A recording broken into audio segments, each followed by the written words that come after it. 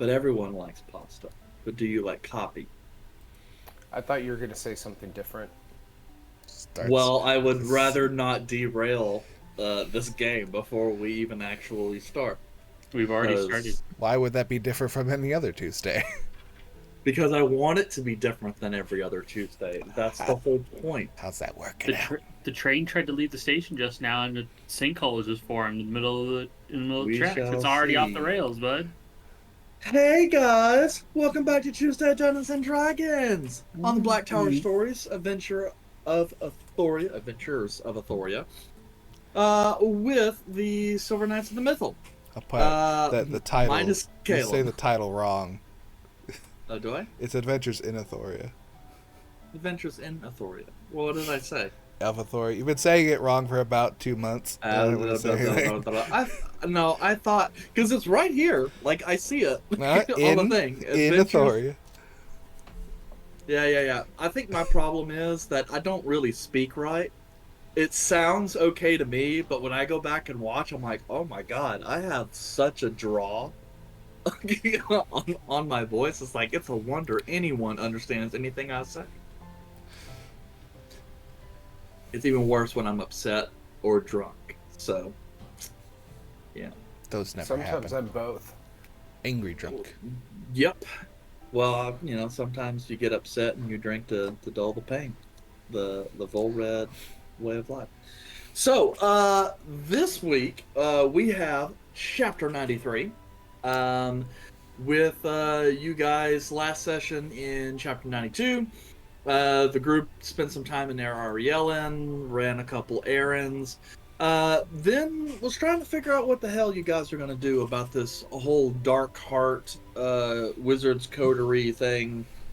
Got some additional information, partially due to the prompting of Varys's nice fortune-telling stuff. Got a little better sense of what you guys are walking into, and decided to hit up Seer, the god of death, and got to speak with him beneath the boughs of the Athoria, the tree of rebirth. Nice guy. I believe we ended the session with that all fading away as the commune fades. You guys are back in the Temple of Seer inside the necropolis within the Temple District of Ariellen, with the understanding that the entrance to the Veilshroud catacombs, where the Coterie of the Dark Heart is said to currently reside, lies somewhere in the lowest levels of the catacombs for the Blackthorn family, supposedly somewhere within these necropolis. But your next steps have not been formally decided. But you got some more information, and the day is yours to do with as you will. By my note, I see it is morning of the 70th day, that's 70, of the first seed. Late morning, more specifically.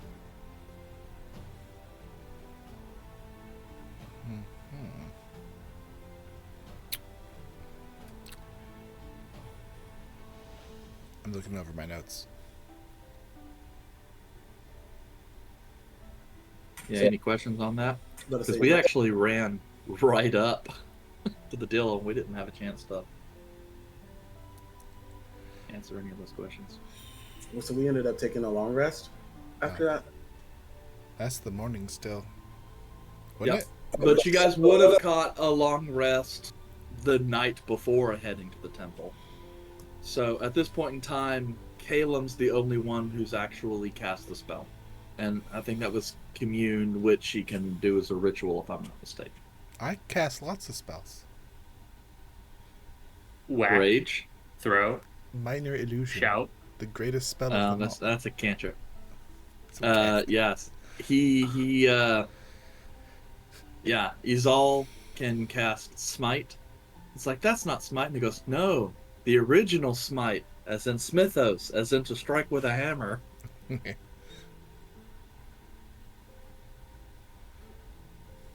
Okay, so we were in the necropolis, and we found out where we should go. They did point us out to essentially the main enemies that we were going to run into were the undead spirits that were down there and the maguses of the dark coterie. Those are the ones that Seer warned us about, correct? Yes, and so from what you guys understand, several members of the Dark Heart are lycanthropes of various animalistic persuasions. Um, all of them have skills in transmutation magic. They work on augmenting transmutations to make them more powerful or last longer. Um, as far as you know, the lycanthropes that are down there are possibly augmented or amplified in some way, so that they differ.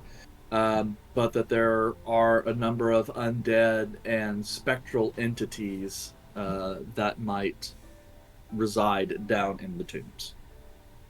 And then just the safest passage was what again? Was the Veil Shroud catacombs. There, because you assume it's the least used, or at least that's what Seer told you. He did tell you that there were ways to get there through the Undercity, through some pathways and stuff like that. But those were much more used, and therefore much more likely for you to break any surprise you might have. Got it. Well, So essentially, we're still sitting outside of like where we did the ritual right now. You guys are currently inside the Temple of Seer. Got it. I'm good for going right now. Me as well. I think anytime we can keep them from bracing themselves for us is better than keeping them on their heels. Volred, do you need anything? Other than another spa day, no.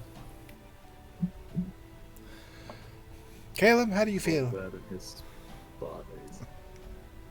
He's like, I mean, I'm good.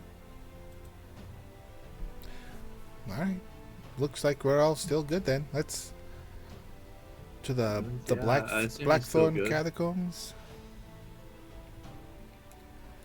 Yes. Veil Shroud catacombs. Veil Shroud catacombs. I thought But there's an entrance that was with the Blackthorn family? mausoleum. Mausoleum. That was it. Yeah, it's Veil Shroud catacombs is known to be the lowest levels of the Blackthorn family's mausoleum. Well, the Blackthorn family mausoleum is only that way. Are you ready to go now? Yeah, let's go.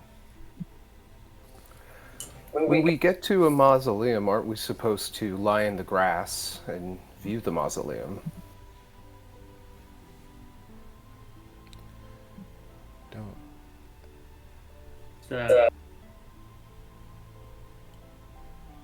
Is that a custom for you and your family, or?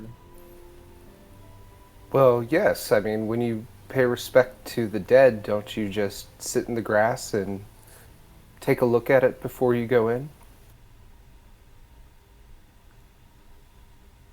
This must be something local to his people. Something about notches and bedpost as well, but I think I might be thinking of something different. Sorry, please continue with actual planning. I think the plan is we're gonna go. I don't know where it's at though, so Yandre, can you show us?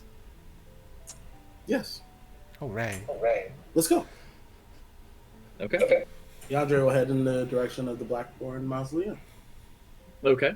So, Yandre, you head to where you know to be the oldest parts of the necropolis.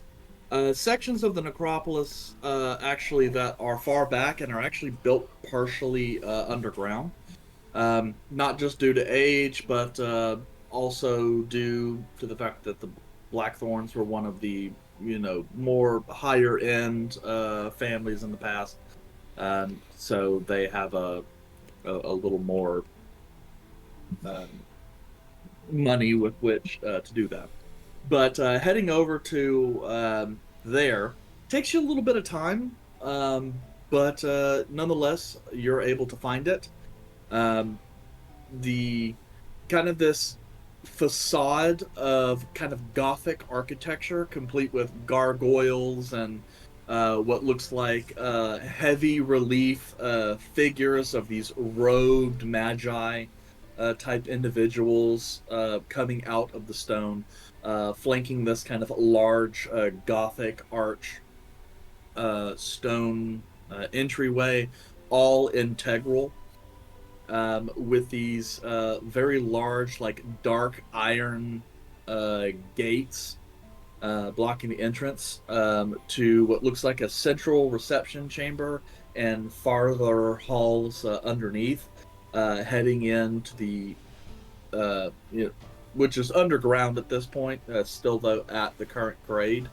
But as you kind of come to a part where the hillside of the city beyond is rising again, you're kind of digging into that hillside at this point. But yeah. Well, here we are.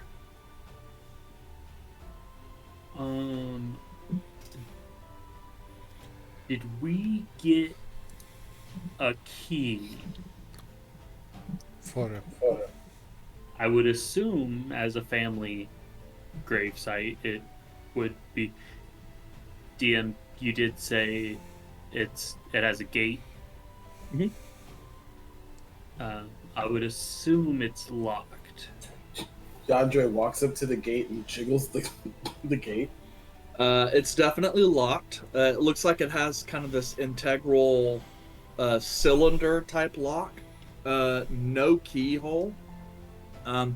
Just kind of this pad that looks like it's made of some kind of maybe polished silver or something that hasn't really tarnished, but it's just kind of set in. It almost kind of looks like that's where the key slot should be, but it's just flat. I would like to attempt to pick the lock.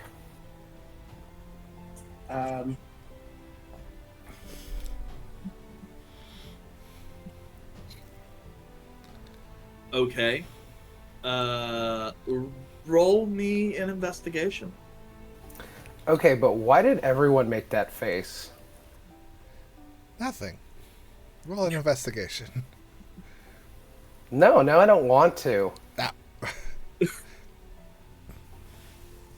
I feel like I should get advantage because this is like something that doesn't happen often. You know what? Fine. Go ahead and take an advantage on the roll. You said investigation? Yes. 22. Awesome. Son of a... Taking a look at the lock and inspecting it a little bit, there is no spot with which to slide in a key. You're just like, what the hell? And you start trying to like push in on it. Is it like a giant button or something? But it just refuses to come loose, no matter what you do. And after trying for a little bit, maybe doing some hemming and hawing, and maybe trying to sound and appear as though you're a professional, you eventually just decide that you have to give up because you don't know how this thing works. Perfect. DM, Yes. with my experience in this particular place, do I know if this door or lock has any like magical properties, or is there anything that I would be able to pull from my prior knowledge? Yeah, you spend enough time here. These gates are magically sealed with an arcane lock spell. something like Dispel Magic or using a knock spell if you're going to do that. Typically, though, these are opened either with some kind of key, like a signet ring, or perhaps in some cases by placing a little bit of blood that is from the family that lies within. Just kind of depends on the individual family that's there. But there is definitely some manner of magical or spiritual or supernatural key. Can you describe what the mausoleum looks like? So we're at a gate with a door, like a locked gate. Yeah. Does this gate go all the way around the mausoleum? Is it just like covering the front of it, where there's stone walls past that? Just to be clear, so you guys are kind of in the back, where the ground of it kind of raises up towards the other sections of the city. They have dug out part of that cliff, and into the actual earth lies these kind of row of family mausoleums, kind of like those old school temples you might see in the Middle East and such, where they've literally carved them inside the side of the mountain. And so they have, in the traditional dwarven fashion, they carved it out of the rock face, but in this case, it appears to look more like the front of a Gothic cathedral. And the entrance is this kind of nice pointed Gothic archway with these kind of, nice, heavy, filigree iron gates. And the rest of the catacombs seems to go past that, deeper into the underground space.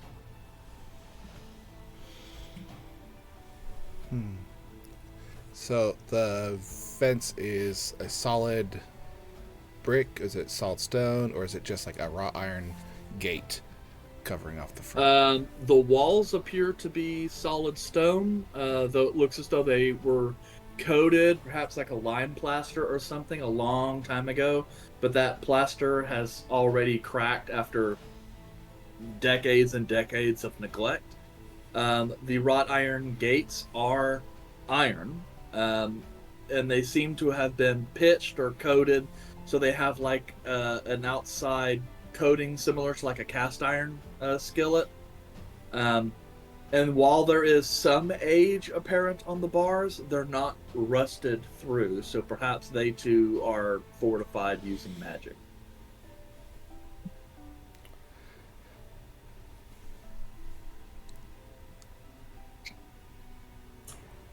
This is a magic lock.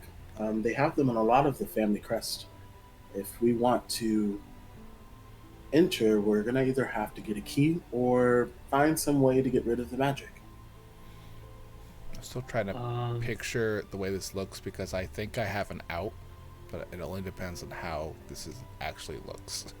So is it a gate and a wall, and then behind the gate and wall there's the front entrance to the mausoleum, or is this wall is the front of the mausoleum and it's a locked door? The wall is the front of the mausoleum, or at least what you can tell is the entrance to the top floor of the mausoleum.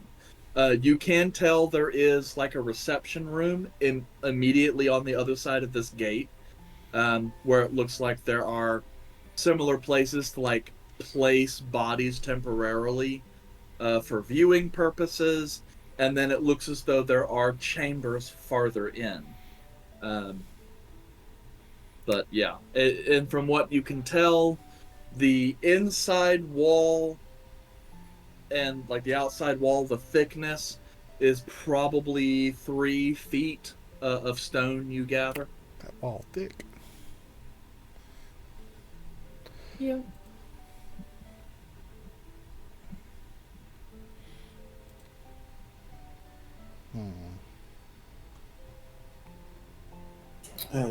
Caleb, is there anything you can do? I can detect magic or identify.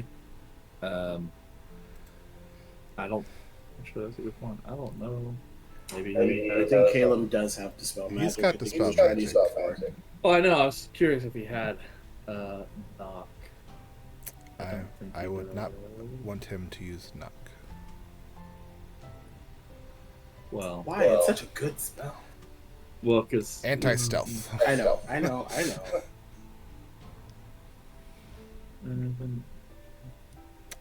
This is what I get. We were sitting here chatting earlier. Did not open my things. Campaign. Caleb! This is what happens when Caleb's not here. And I don't. Caleb will use Splish to kind of fly through get through the fence, just to look on the inside. Yeah. Easy enough to do, kind of. But yes, I was wanting him to kind of like shake his coat for the bat, and I go, wait, no, that's Sunny. But yes, he just kind of lets the Fey Wisp go forward.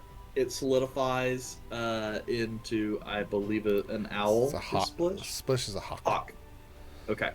Hawk. Splish kind of comes down, hits on the ground, and starts pitter-pattering on to his little feet, kind of nudging his way through the bars.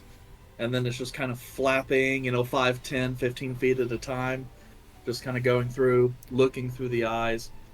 He does tell you that there appears to just be several chambers immediately, a little farther in, that look to just be housing ossuaries and some other crypts. Not much, though.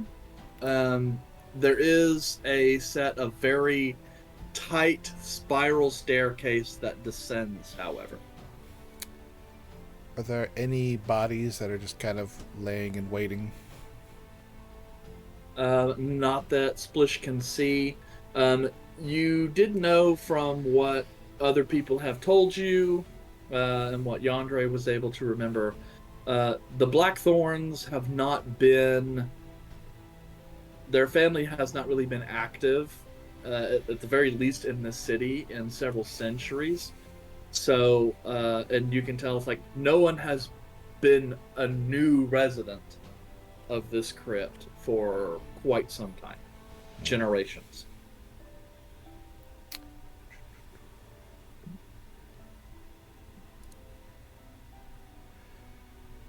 Yeah. I forget the name of that place, Kelmac, but yes, that's kind of what I'm talking about.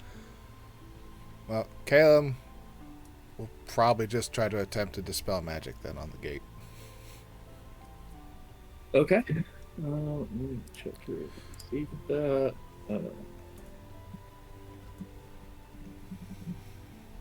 And then who wants to roll for Caleb? Because you do not want me rolling. Sean! Please, I rolled double sets of dice 3 times, and one of them was a 20. The other 5 were below a 9. Shush. Okay, so... Okay. D20 plus 4. Is 20 plus 4? Yeah. D20 plus 4? Okay. I don't know why you're having me roll. I'm not any better. You saw my rolls the last couple of times. Sir, I roll with advantage to get a 13, so could you just roll better than me? No.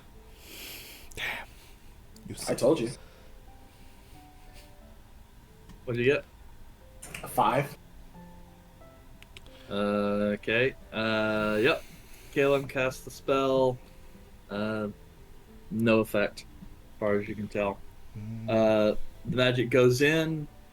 You see it hit the lock and then just kind of spread around it, like fog machine hitting the floor and just rolling off. Nothing.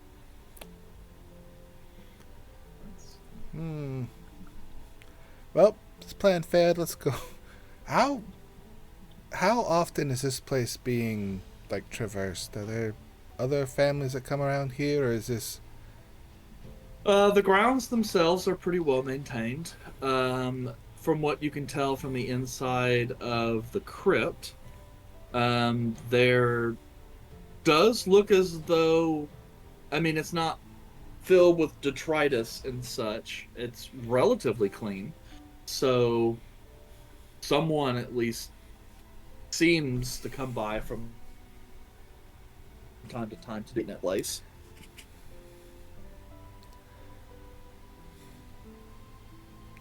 Alright, I have like 2 plans. We can either have Splish try to find the remains of one of the family members in there and take like a finger and see if that'll work, but if they're all super old, there's probably nothing that'll work. Well, they haven't really been active in this area for quite some time. Most of their bodies would probably have decomposed by now. Right.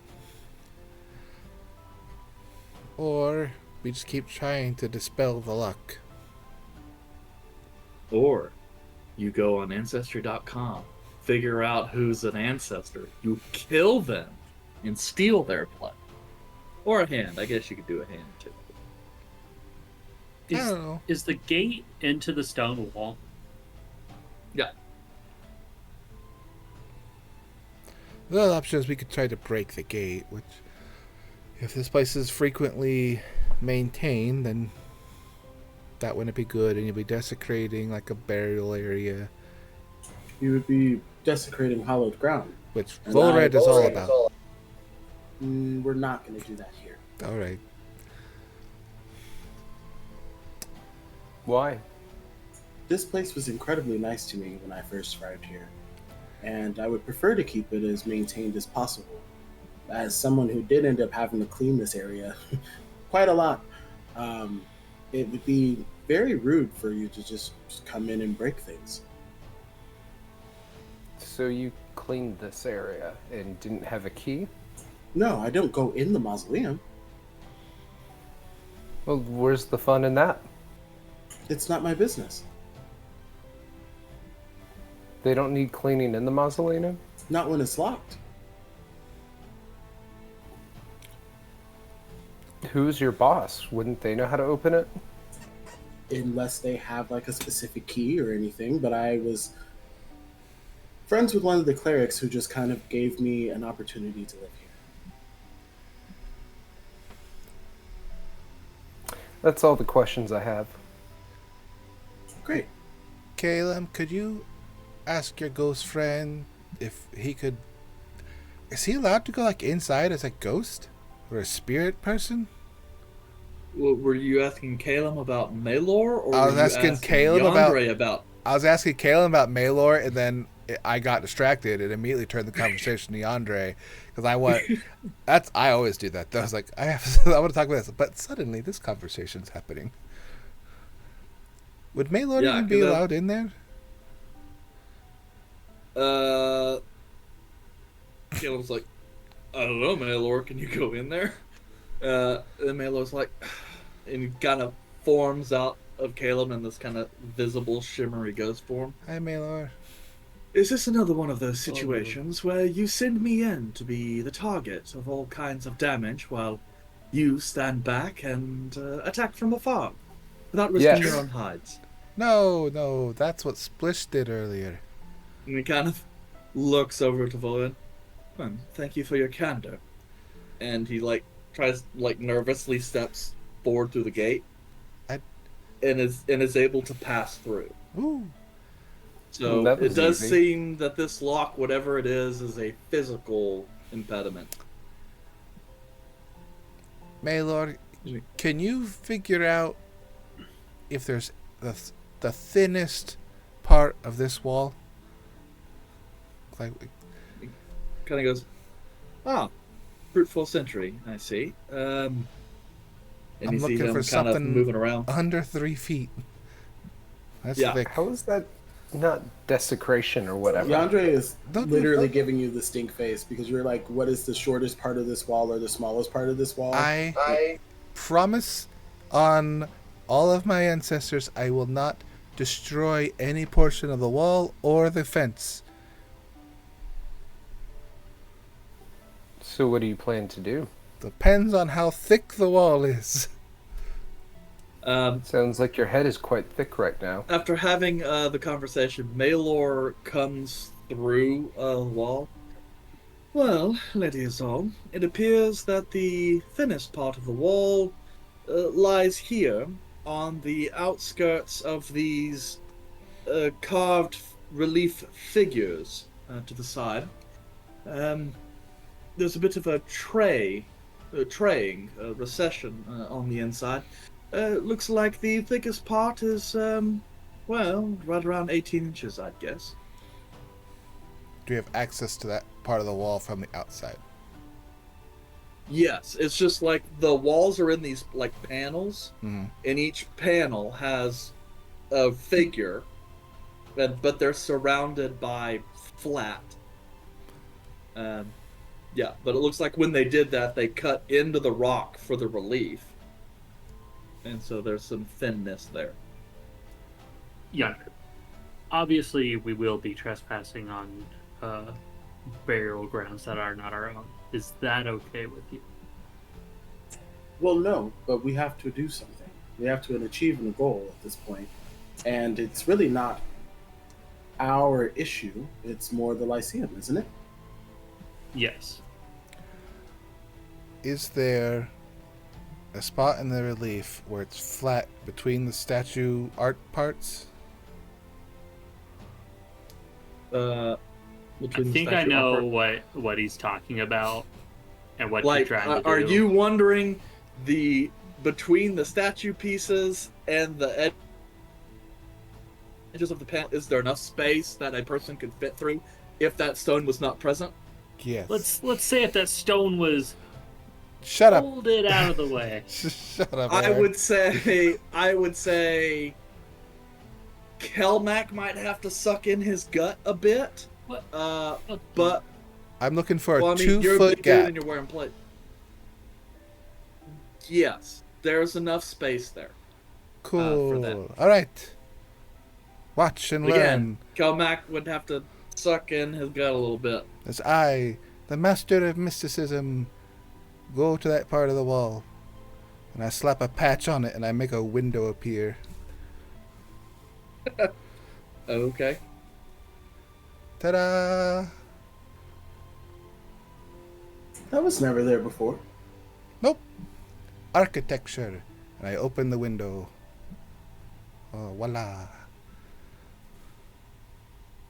Okay. Then, yes. It's starkly contrasted from this nice stone, old school Gothic facade is this little wood framed window that's got like, the little 4 quadrants and kind of pulls out a little bit. It's got like some like pink and white gingham curtains on the inside. Yeah. I made a window. Alright, well I guess y'all first, as I'm like eyeing it up and down, like arms first. Don't you have like a floating collarbone or something? You can fit right through there. Doesn't it just have to be smaller than the size of your whiskers? Yeah.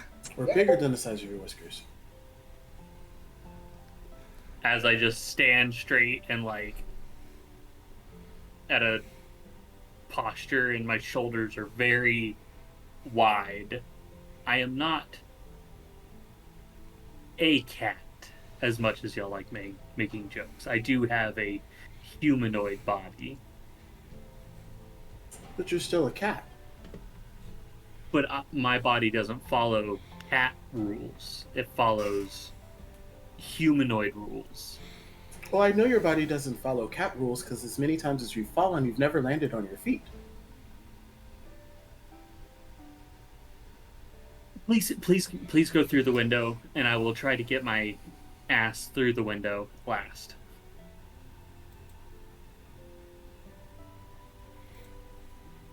Hi. Oh, okay. And then Andre just goes up, attempts to jiggle the bottom of the window to see if it's locked. Not locked. Pushes the or pull. I don't know how it. Yeah, we'll just say it pushes in. I push it in and then just go in. Cool. Would you guys mind rolling me stealth checks? Absolutely not. Is this for sound? And just the sign is like the whole necropolis is pretty open. So Ooh, I got a good roll on that one. Well, I need to know if it's for sound or not. Do I need to roll a stealth check? everyone needs to roll a stealth check. This is to be seen whether or not you cause a ruckus or a sound or something that might draw attention. So if you're saying, because like you, are you saying that you get like an advantage on sound? I get disadvantage if it's sound related, but if it's not sound related, I get advantage. I get a flat roll if it's sound related. I get advantage if it's not sound related. So usually a good way to do that is to just go ahead and roll and say, like, go ahead and roll. That's a number, and then roll for the disadvantage, and if it's lower, that's a different roll. We are bad. But is it disadvantage or not? Well, it could be. You know what? Yes. You could make sound that will cause this. I'm just saying. It's a flat Yeah. roll. Please don't let me be. Oh, thank God. Oh, hot dog, 22. 22. It's like, don't let me be the highest number rolled, please. I just have to keep doing this because every time I write down on my little card, I start writing Kelmac. I always write Kelder. Then I'm like, wait, no. Wrong person. Same stealth. Okay, same stealth. No, I always had disadvantage. I don't know what you're talking about. Right, so Kelmac, you said you had a 22? No. Yandere had the 22. Oh. What'd you get, I Kelmac? got a 9. Okay. Volred? Pass. The family. No, I got an 8. Okay, alright. He's all got a 14, I see. Yay, me. Calum. Got a 5. So Which was above 10. Thank God for that 22. it's You have a plus yeah, 10? when- That's amazing. when you calculate this, though, it's you accumulate more successes than failures. No. The but death of bad perception. I am going to say that Yandere scored good enough that those of you that barely failed will do okay.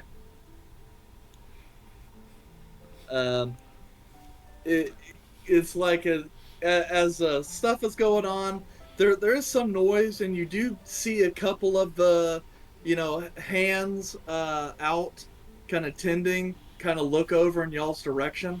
Yandere's just over there by the window, and it's like, oh, they recognize him, so it's like, oh, okay, and then go back to their business. When we're all inside, I will cast Minor Illusion on the window to make it look like a poorly rendered wall of just stone. Yep. And I like to think like Yandere just kind of like grabbing the edge of the window frame and then just jumping past and then acrobatic sliding in. It's not that bad. Meanwhile, I'm having to get help because my sword gets stuck and my armor doesn't want to. Yeah, you're having to Angle like at take the right off some time to- pieces of your armor and feed it through because your cuirass doesn't quite collapse enough. Have you never had to fit through a small object before? Ever? My upper this part of my body is through the window. How big is the window? It's 2 feet by 4 feet. Like, it's 4 feet tall and 2 feet wide. Yeah. Yeah, so I'm trying to get my arms through. I'm just like, hold me.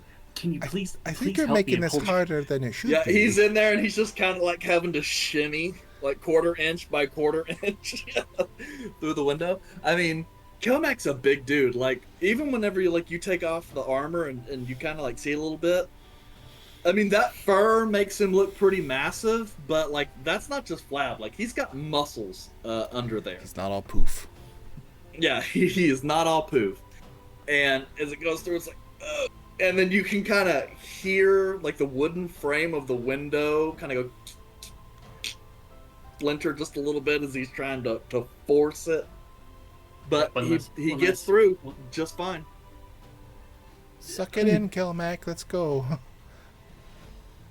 As I hand walk myself the rest of the way and wiggle my legs through. Yep. Okay. Someone needs to up their workout from going from walking to including like some bear crawls and intermittent fasting or something. I'll talk to our yoga instructor neighbor. Oh yeah, the slut. Do hot yoga so I can come back to look, man, the manor smell like wet cat. You just straight out just called her a slut. Hard. Yandere takes his mace out and taps it on his armor and realizes it's a regular mace and not Lightbringer this time. I'm just like, we'll probably need a torch. Dig deep into that pack as part of your starting equipment. I still have torches. Well, I have torches. You can see in the dark. I take out my bullseye lantern. Swing. Bullseye lantern. It is a bullseye lantern. Light our way so we may go. Put some oil in there, light it up. Light it up, light it up. Caleb, hold this. Okay. You don't need your hands. Like, jerk. But true. Okay. Okay. He can just cast light. Yeah. But this is a 60-foot cone. That's fair. Way longer than any light spell. Yeah. I do light up a torch, though, just to make sure that we have one. Alright. So, you guys pass in to the entry chamber for the Blackthorn family crypts, and kind of take a look around. As I stated, this small entry area is like 15 feet by 20 feet. There's alcoves on both sides to the right and left, with large kind of flat spots that are typically used to place bodies for viewing, though of course no bodies remain there now. There are some heavily rusted out candelabras and kind of altar plates and such that are pretty much unusable at this point from decades and decades, if not centuries upon centuries of neglect.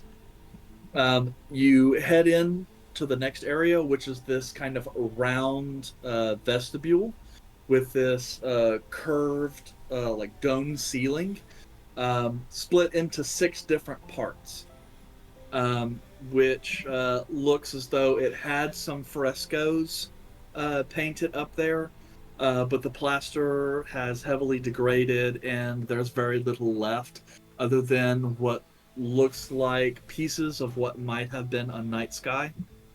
There are 2 other rooms that flank off to the left and right beyond that, both of which just appear to be like these rooms shaped kind of like 8s, with these kind of long rectangular rooms with 2 kind of pillar wall banks in the middle, lined with these little square 2-foot by 2-foot cubby holes, most of which are covered by some kind of stone plate bearing inscriptions of people who had passed and been entombed there. Some of them are open, and you see these kind of faded and degraded, though still somewhat intricately carved stone and metal ossuaries that to fill up some of those spots. The 2 rooms appear to be mirrors of one another in layout, except for the one on the right-hand side that also has an alcove that opens up to a spiral staircase that descends downward. DM, just so you're aware, I'm sure Yandere would have some knowledge that there may be potential traps in mausoleums to keep people or unwanted visitors in or out. So Yandere, as we go into other rooms, will be keeping an eye out for traps specifically. Okay. You guys gonna move forward at a slower pace, or are you gonna take those with a penalty? Slow pace is fine with us. The dead ain't going nowhere. Well, that's Hopefully. not necessarily true. Hmm. Okay. So, you guys head down the spiral staircase, descending. Um, each time you descend, you find a sprawling kind of labyrinth of rooms, just like the ones above, um, where you will kind of enter out into an area that spreads off into larger rooms filled with more and more. After very little time actually spent going through, you assume there's probably several hundred people interred here. Um, and you continue to go deeper and deeper, such that the light becomes necessary. And it becomes colder and colder, the air danker and danker. Um, Finally, though, once you go down to about 10 floors, you would assume, you step out into this vestibule, everything else seeming like a mirror copy of the floors above. One noticeable difference, however, where the next staircase would be located just on the opposite side of the vestibule, instead there is a very deeply cut alcove, with this kind of half, dome arched section in front of you. There are these kind of tiled mosaic um, depictions along the left, flanking the left and right side.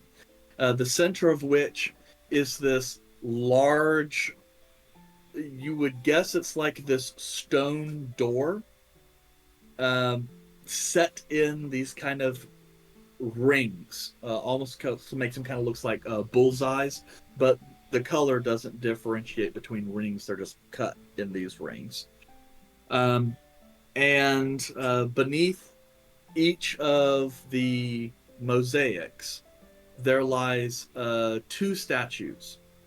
Um, and each one depicts a version of the moon in a different phase.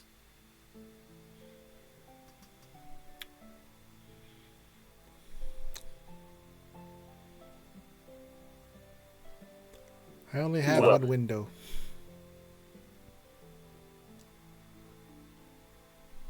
So you say, DM, you say doors.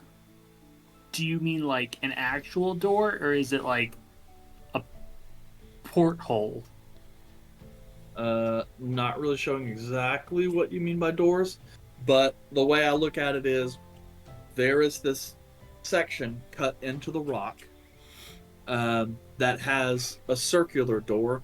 Think of it kind of like the Barrow dungeons from Skyrim, like large circular doors. Flanking those doors, walking, are 6 mosaics, 3 on each side, which just show nightscapes. But beneath each of those mosaics on a little platform are 2 statues, 12 statues in total. All the statues feature the moon, but in a different phase of its cycle. Does the phases of the moon seem to line up, or are they out of place? Roll me a nature check.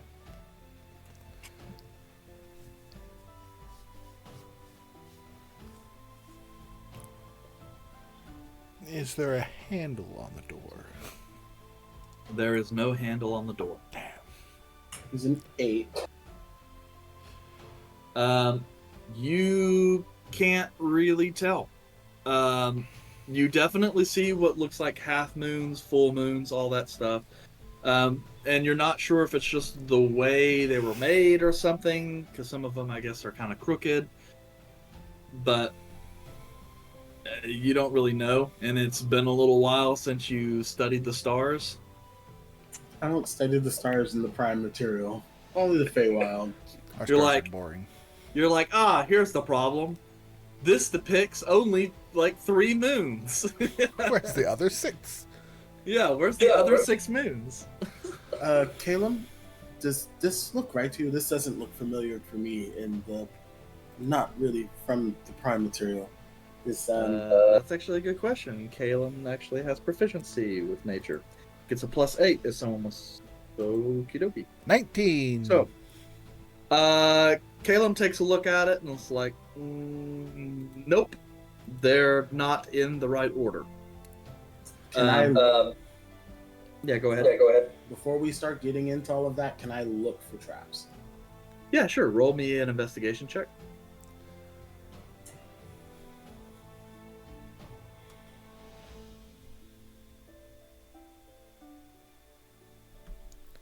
That's fine.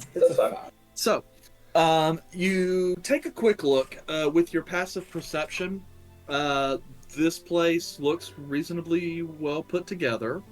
You don't see any obvious signs of traps. Investigating the area around, you're not really sure of any kind of mechanism that makes this door work. But Caleb seems to know more about the moon in his home plane than you do, so you're going to let that go. However, as you're kind of inspecting sections of the wall and kind of looking through, you do spot on kind of the archway of the door around the curved surface, you start to kind of inspect the area and push away a little bit, and as some dirt and dust and kind of cobwebs fall away, you start to notice actually some words scribed in to the frame of the door. Common tongue, and perhaps a little bit of poetry. The words say, "Know the moon, for it brings the change. Know the man, for he himself is changed. Know the beast, for it is the ideal."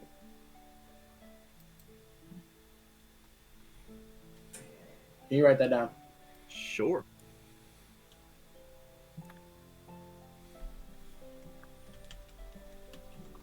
Yeah.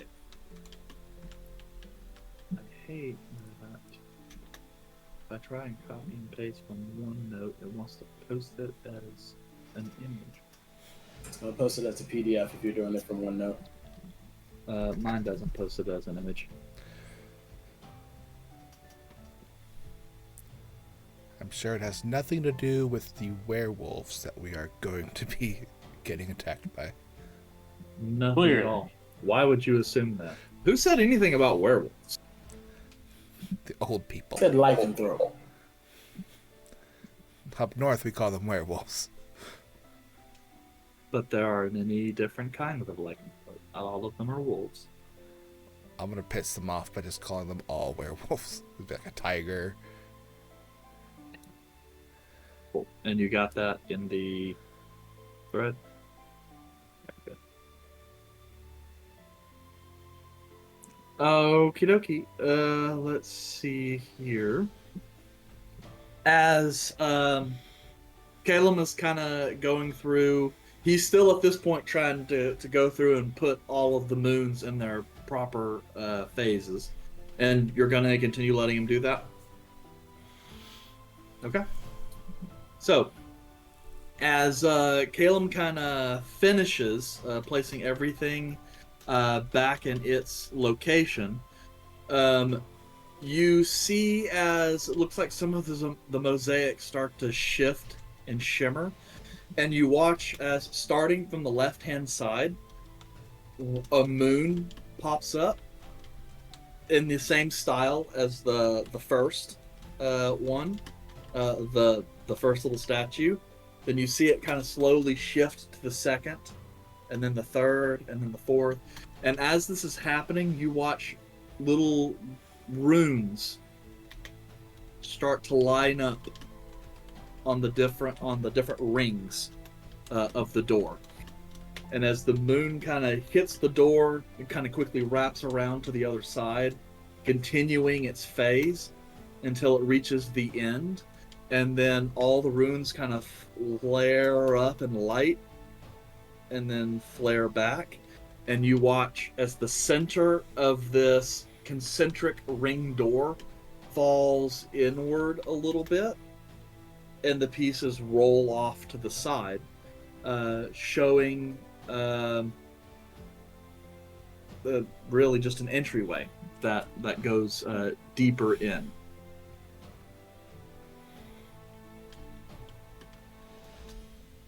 Ta-da! Well then. I mean, if I knew that much about the moon, I could have done it too. Did you know that much about the moon?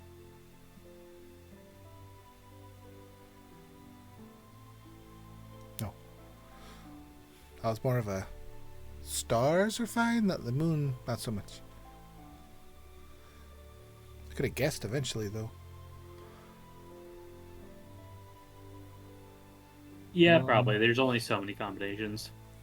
Yeah, that's 12 factorial possibilities. And you start with So- the obvious ones, too.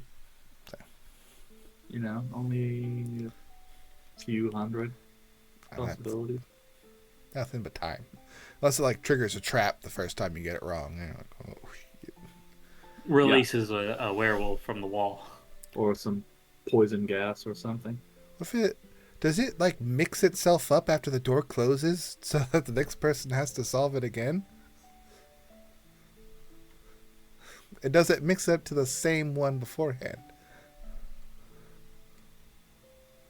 Because if that's the case, then there should be, like, grooves preset to all of these things, and could have just guessed this one. Then the statues let's fall keep apart into dust. Damn. Well, at least it didn't come Probably alive. go through the dark. We should probably Yeah. go. Yes. Yes. Okay. So, as you kind of head in, you get like 100 feet or so before the walls to your left and right being fairly plain. Before you start to notice coming within the sight of the bullseye lantern, a stone wall. However, as you guys approach, you see the wall start to kind of slide out to the side as if parting to open your way. And then as that happens, light comes in to this section, kind of this dim, silvery moonlight. As the air goes kind of damp and chill, you enter through what looks like a large stone door into this large circular room with a domed ceiling. Itself kind of looking as though it is a painted nightscape. The moon itself casting light as if it looked to the outside, bathing the whole area in this kind of eerie, dim glow of twilight. You see the stone wall kind of return behind you as you enter, showing it this statue of this sort of patriarchal, dominating wizard individual. You can tell you seem to have found some kind of secret entrance or something like that to this spot, which itself, this large circular room has these elegant kind of harlequin triangle shaped floor tiles of like black and green that kind of all move towards a center of the floor, like polished marble. You don't seem to be standing inside of a catacombs, but something that almost kind of looks similar to you is like going into the Lyceum Arcana. There are nice polished marble, there's wall hangings and decor, wallpaper, everything's kind of polished. These kind of bookshelves that line parts of the walls. Perhaps like a large study or entrance hall to a guild or something of that nature. To the opposite side of you, you see some large wooden doors, one of which is slightly open outwards, showing a series of steps that continue to descend below. But on the other side of two massive stone archways, you do see a couple other rooms one to your immediate right, which looks like some kind of laboratory or alchemical facility. And then it looks like if you head left from there, another room that goes beyond that. To your left, you see a couple more circular rooms, though smaller in size, that just seem to go in a straight line to some for some purpose that those rooms are. But that is where you guys are at presently. So we're coming through the wall directly into the room. Yes. Wall closes, statue behind us. Yes, as if that was like a secret exit and not the primary one. We are in a entry hall, right? Mm-hmm. Almost looks as though then, this is a guild hall or personal study of some kind of magus or whatever. No one's here. Not that you can see, but this place is definitely seems clean, as though Invisible werewolves. Yeah, well, I'm saying in the immediate area, this place looks as though it has been upkept.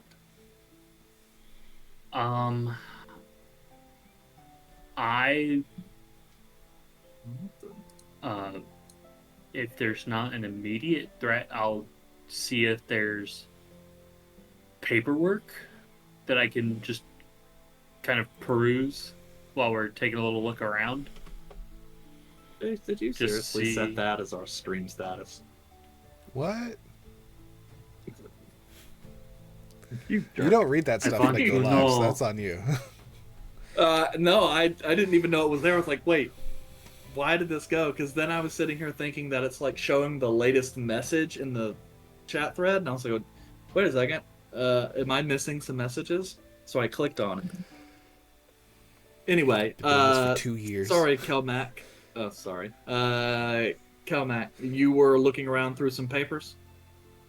Yeah, just see if there's like a sign-in sheet or maybe someone has some stationery they like and it's got their signature on it. Yeah, no worries there. Wizards are bougie like that. Yeah, if you would not mind, roll me both an investigation check as well as an arcana check to see what you find and what you can make of it. Here's an investigation. Oh, that's pretty good. 16. Okay. I don't get any bonuses. That's okay. All on a 13 arcana. That's not bad. Okay, not horrible. You could probably grasp some basic stuff. What are the rest of you guys doing?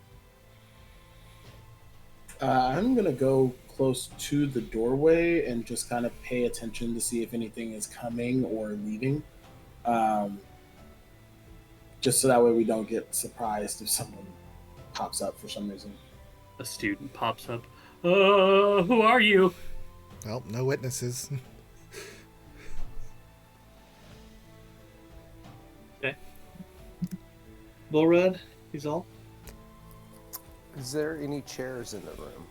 There are several chairs. I take a seat in one of the prettiest looking ones. You find a relatively nice carved high back, like Gothic armchair, upholstered in this kind of blue and black brocade cloth.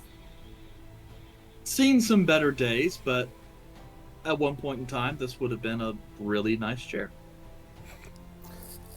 I will sit on it and ponder its construction. It's a little creaky, but still works. Clearly, whoever had this place had good taste. This is a closed off, room. There's no further entrances we found.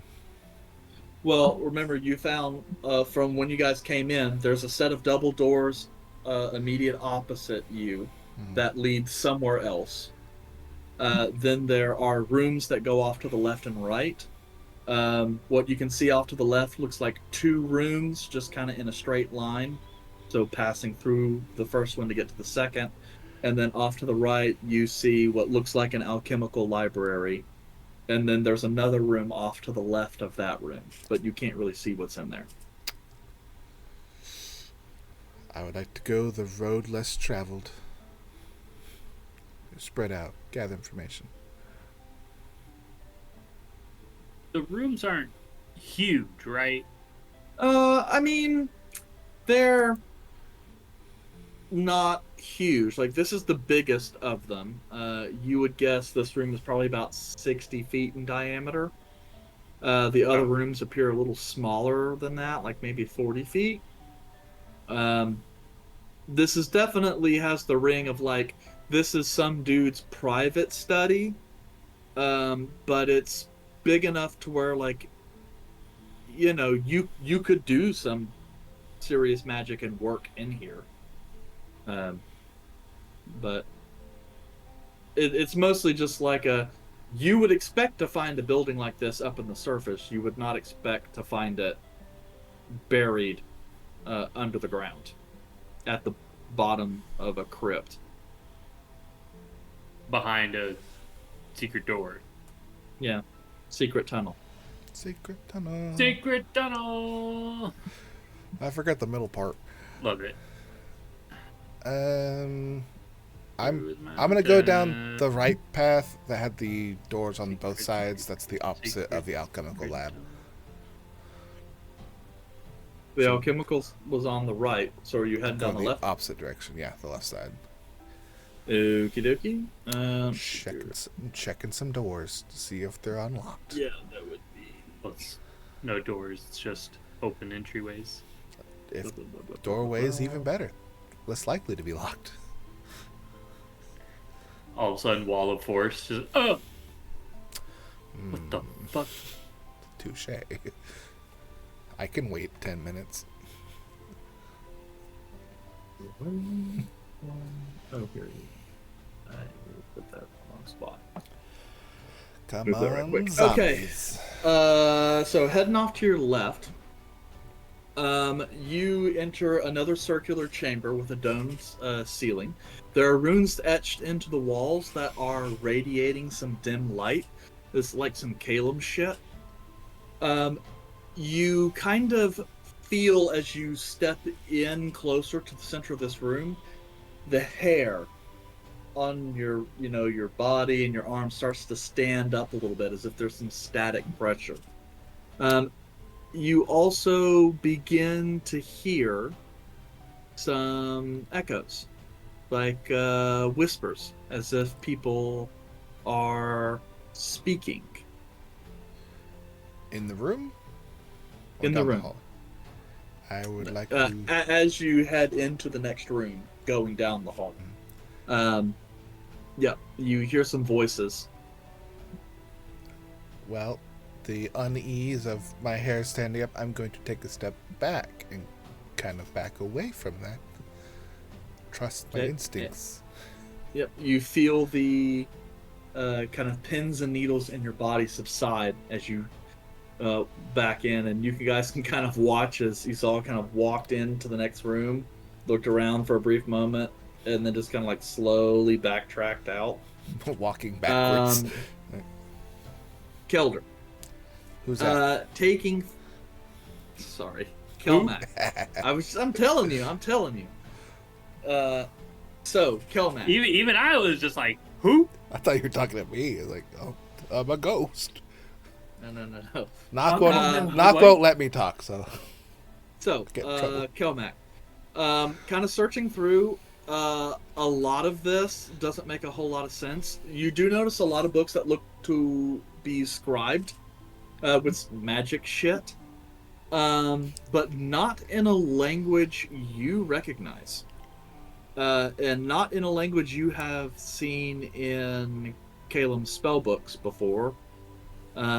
As you know, you've known some people who have done magic-y things in your life. But this is definitely not one of those. But you do find a copy of a book written in Common. It's a small leather-bound book with some alchemical symbols etched on the cover in this kind of delicate gold leafing. And In it, you can see it's called The Alchemist's Handbook by Archibald Thorne. And as you kind of flip through, it appears to be kind of a pocket guide for um, basic alchemy, kind of comprehensive from basic principles to some advanced experiments. Also provide some basic formulas, as well as some information on, basic transmutation spells, even some potion kind of recipes. And there's a section in the back that, as far as you can tell, looks like he's trying is a process for creating the elixir of life.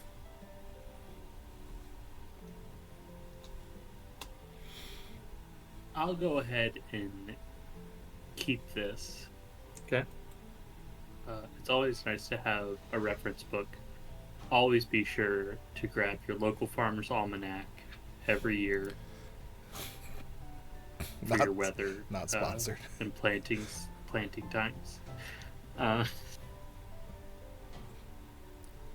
Okay.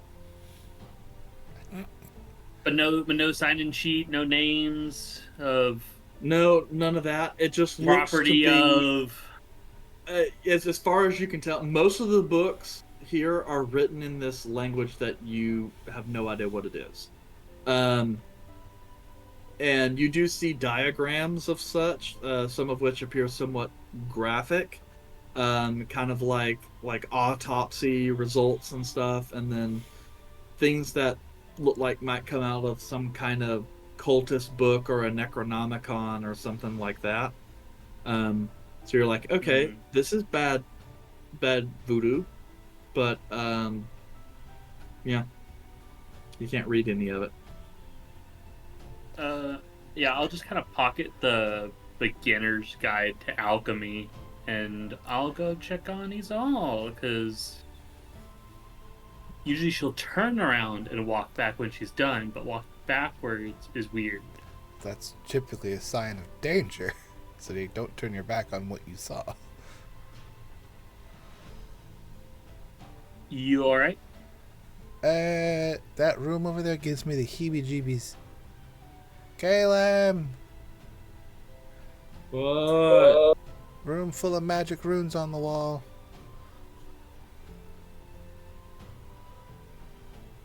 Alright. Yandre, I heard whispers and echoes. Seems like a ghost kind of thing. Okay. Andre will look at me like, well, where did you see them? Or hear them? Sorry. Magic rune room. Is the room open? I was no door. Okay. If we go closer to the room, I can check and see if there's any ghosts in there. Okay. I will go with them as they also go that direction as backup.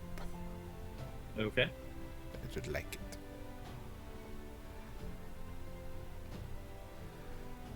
Alright. So, Yandere, heading in to this chamber, it appears to be largely devoid of anything in particular other than the arcane runes that kind of head around the frame of the ceiling. And you two start to hear whispers that follow a sort of tingling sensation that begins as your hair starts to stand on end. And there's this kind of palpable buzz of like static electricity or energy in the room. But the temperature does not change. Can I use Eyes of the Grave and just kind of to see if there's any ghost activity or undead activity in the room?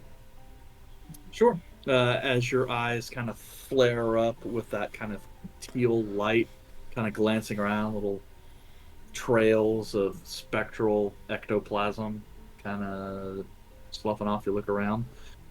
Near the other side of the room, you do see this sort of spectral outline of a humanoid figure. that appears, based on his demeanor, uh, appears to simply be observing. Observing me, Observing your group. Curiosity is the demeanor. Does he have any certain? I know we can see the spectral shape, but is there any identifiers on this individual that I can see? Namely, like symbols, emblems, specific regalia that they wear. Good question. I don't know what all Eyes of the Grave allows you to. Is it just a see, or is it just a perception?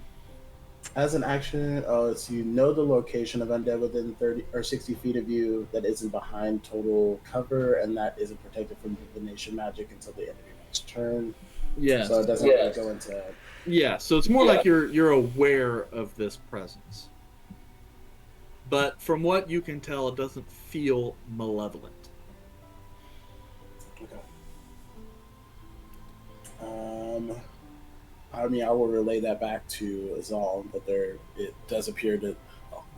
Well, it looks as if there is at least a figure in the corner back there, but I don't think that they are harmful, at least not at this moment. With that, voice echoes out in the room, somewhat discentered, but Yandere, you can tell enough that it's kind of this echo that comes from the spirit. As this spiritual form calls out, as far as you can tell, not taking any kind of material form that one can see. The voice. Well, that's quite interesting. Are you one of my... Well, are you some new help?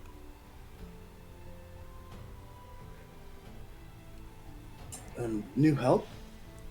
What do you mean by new help?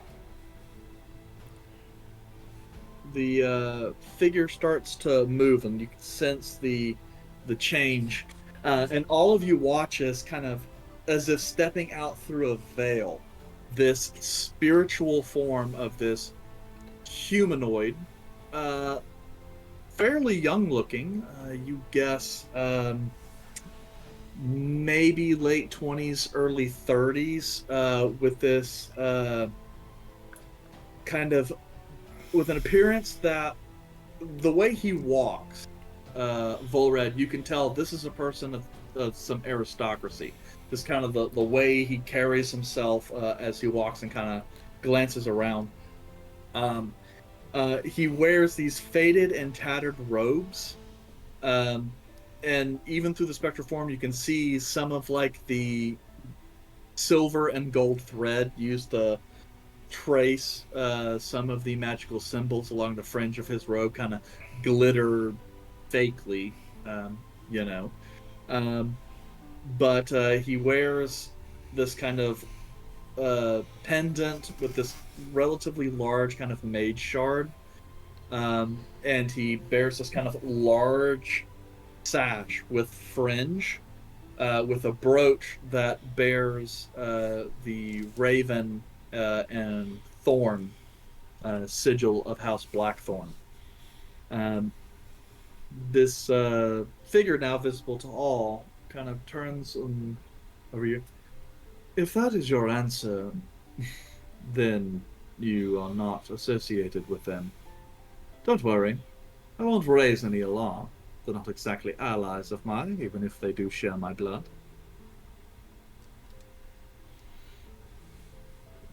And like Yandere will look back at the other group and just be like, well, so we are, looks like we're in the guild hall or whatever location it was that we were supposed to find. I can't remember right off the top of my head. Yes. The location of the coterie? Yes. Yes. The Dark Heart coterie? If you're referring to the Dark Heart, yes. They take up residence in these halls. You sound as if you don't really want them to take up residence in these halls. Well, it's not exactly that so much. It's just these catacombs belong to a specific branch of my family and those with magical potential. A private study, personal space. And one of the descendants of my blood, well, my family's blood more specifically, has taken up residence here, as is tradition, but he has brought outsiders. That is, well, not something that is in keeping with our traditions. So, am I a bit miffed? Perhaps. But he is the current Lord of the Sanctum, and as I remain here, there really isn't much I can do about it. And this is Valis? Yes. I believe that is his name. Who could really say? We are separated by generations of blood. May I ask if we are addressing, and I'll just pull out the little book again, Archibald Thorne? Kind of believe that's good. No.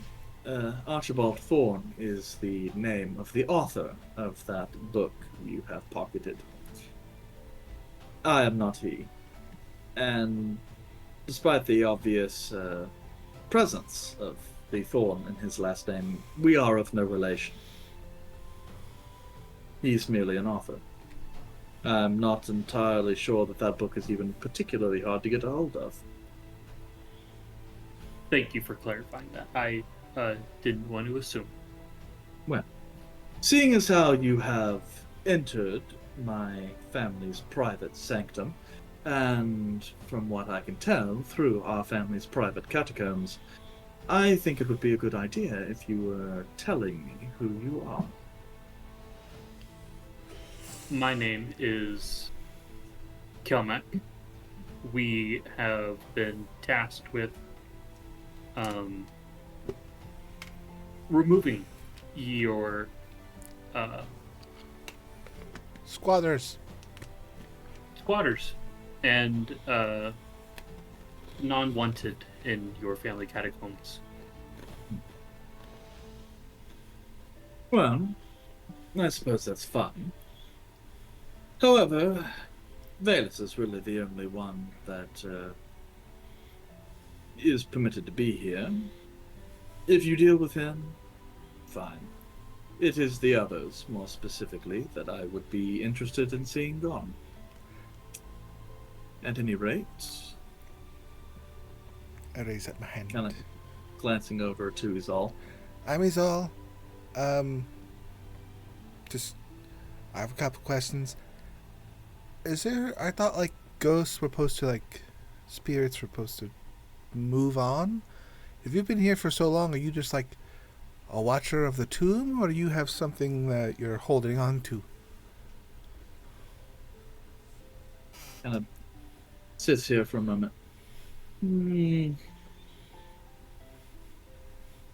Hard to say precisely. As a form of introduction, my name is Eric de Morin.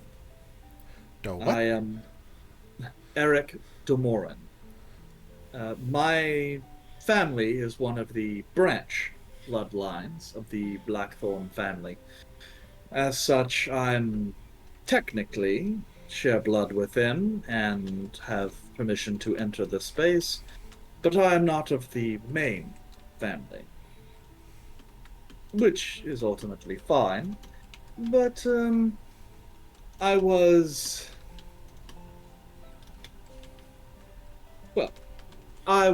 one among the last generations to dwell here in the city before the downfall. After my family's ultimate disgrace, I continued working on here until, well, until I decided to leave. I never really did, not that that bothers me at all. After all, I died before I could further on the family lineage. In the end, this is simply where I choose to spend my time. And quite honestly, I have enjoyed spending time here now that the main family is dead and gone. I don't imagine they would have appreciated me staying here so long, but I think that's why I stay. Ooh, spiked. Nice. Well, the So Blackthorns were... Well, let's just say they had a reputation. And while many of my own family partook in that reputation and their work, I, on the other hand, was a bit more moderate. Okay.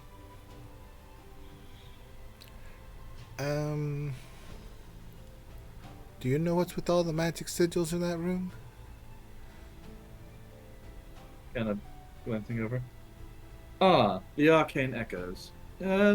Yes, though it won't help you at all. Yeah, more specifically, it's a way of magically imprinting knowledge within the sanctum. The voices you hear are the many members of the Demoran and Blackthorn and other family branches that have studied in the sanctum and contributed knowledge to it. Those echoes possess the sum total of all knowledge found within our family line. At least, save those that are new visitors have managed to culminate. And only a member of our bloodline is capable of using them. The power you no doubt felt was a sort of magical connection that binds one to the voices.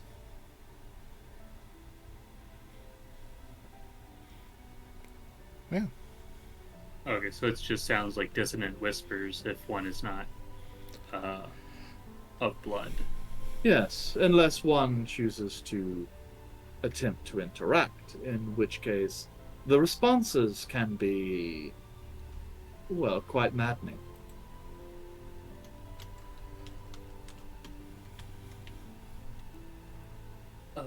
So, may I ask? Oh yeah, go ahead. Are there? You said that the rest of the Blackthorn family, main family, is now gone. Obviously, you've hung on. Have any of the others, maybe deeper down, or any family members stuck around? You mean as I? Or in a more troubling sense? I would hope it's not a more troubling sense and more in the fashion you are. If there are, they have never come up to the sanctum. However, I do know that a number of my family members do but lie below. Some in spectral forms, some in physical. Well, let's just say they might tolerate this Valus due to his blood, but they will not tolerate you, and that would be quite dangerous.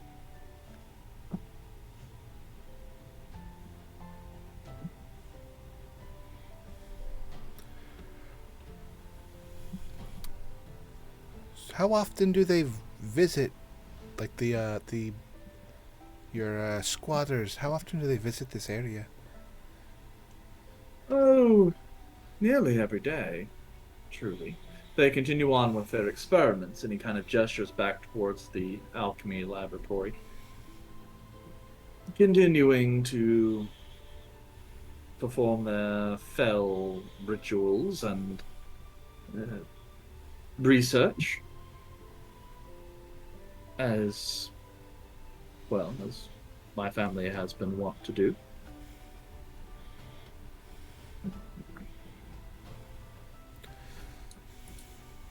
Have they come by today already? Well, it's kind of early. No, they haven't come by today. They had worked pretty late into the evening. So it's quite possible they are attempting to recover a little bit before they begin their next trials anew.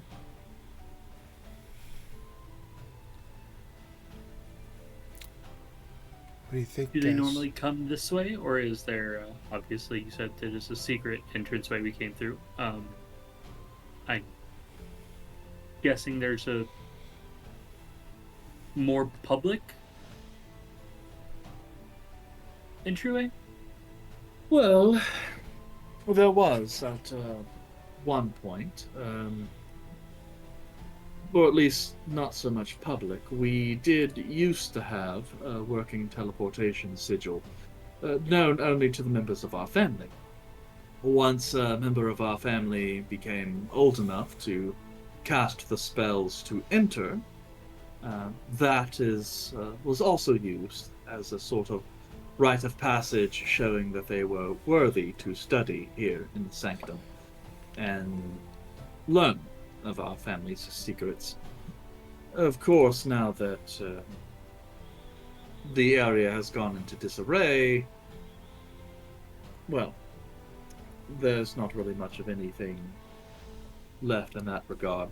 I believe the squatters entered through some holes in the ground. Some siege tunnels that we had constructed in case this particular entrance or exit became unusable.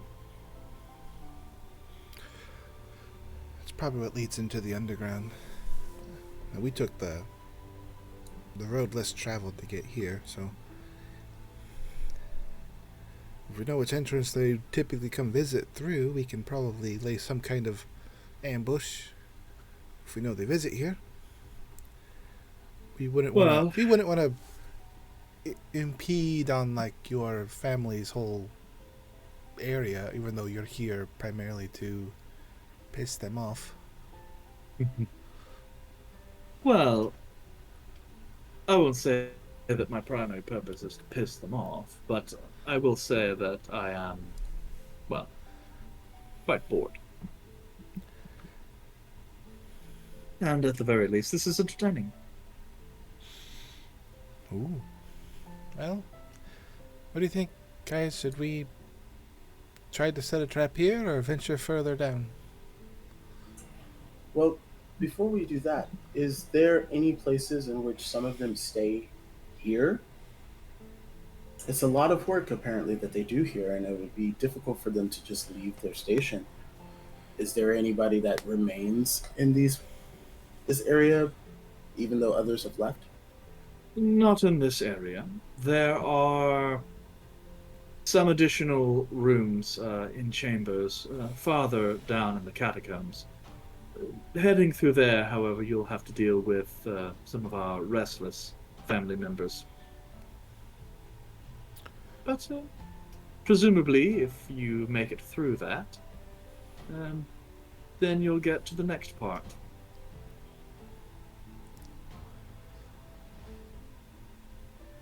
So they come here for parts of their research, but there's also some of your undead relatives in the area that they have to get past?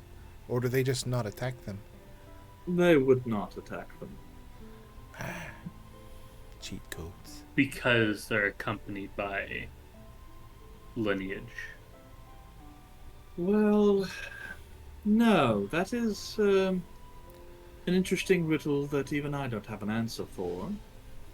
even if they were accompanied by one of our lineage, the undead should still attack them.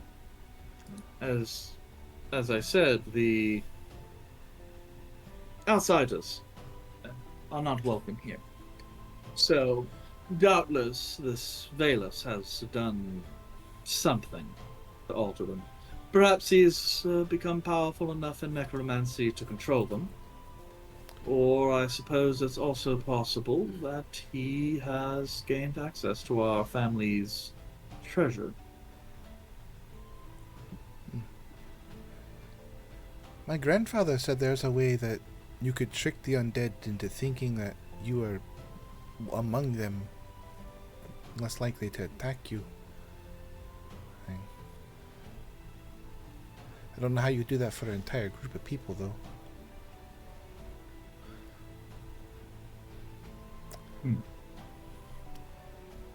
Well, should we lay the trap here then? I think we got more information now.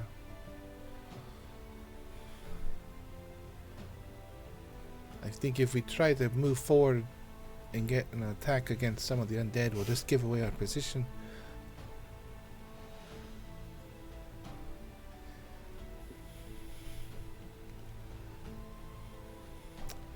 Do you know which, like, is it, do they come through that main door?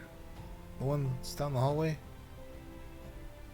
You mean the large oak one in the transept?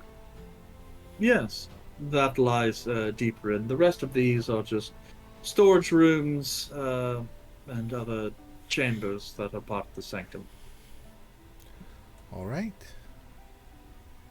Well, how do you spell your first name? Is it with a C or a K, or is it one of those weird Q's? Aric. Oh man, I got 2 of those letters wrong on my notes here.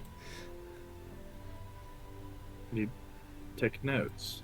Oh yeah, it's always important I pull out a notebook because let's scratch this part out. I spelled it E-R-I-K. Man, that was way wrong.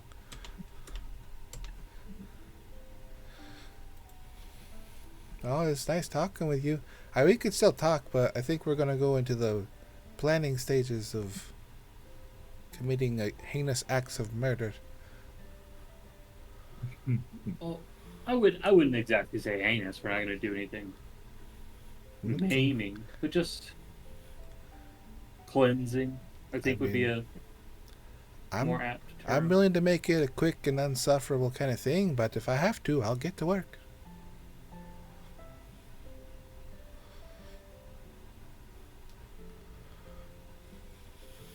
Okay, let's make a plan then.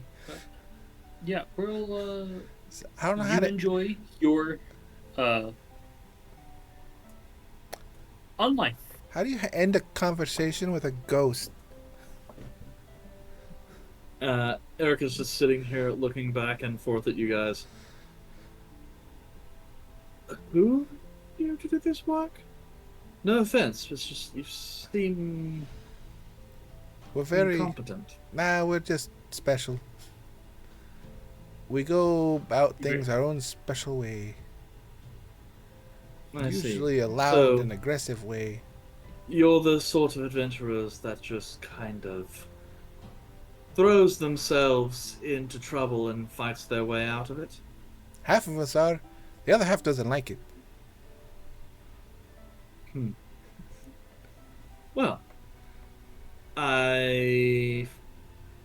We'll be around. Just kind of wave. And Yes, I have a feeling that you'll be spending an awful lot of time here. Oh no!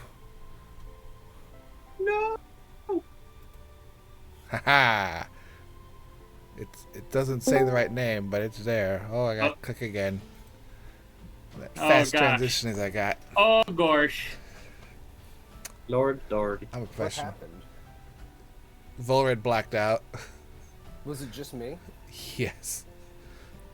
Yeah, it dropped was from the weird. call for I some got the reason. like end call sound and y'all froze. Yeah, that wasn't us. Ari had a smile on his face, like he did something. He cut out your internet. Turn on, Dad! Wrapped your PC in tinfoil. It's a laptop. I'll give a little proper like goodbye bow thing, because I mean he's probably like somebody when he was alive, and Yeah, I mean, you can tell based on his clothing. I mean, yeah. And if what he said was true, and you have to be able to cast teleportation circle in their family to get here, you know he's at least as powerful as Caleb. Yeah. Or was as powerful as Caleb. And like he wasn't rude. He was like, yeah, I don't like him. He's got some shithead friends. We'll wave at him as I go further past down the hallway to the other rooms, and because he said they're just storage areas, so now I'm curious what's in the storage areas.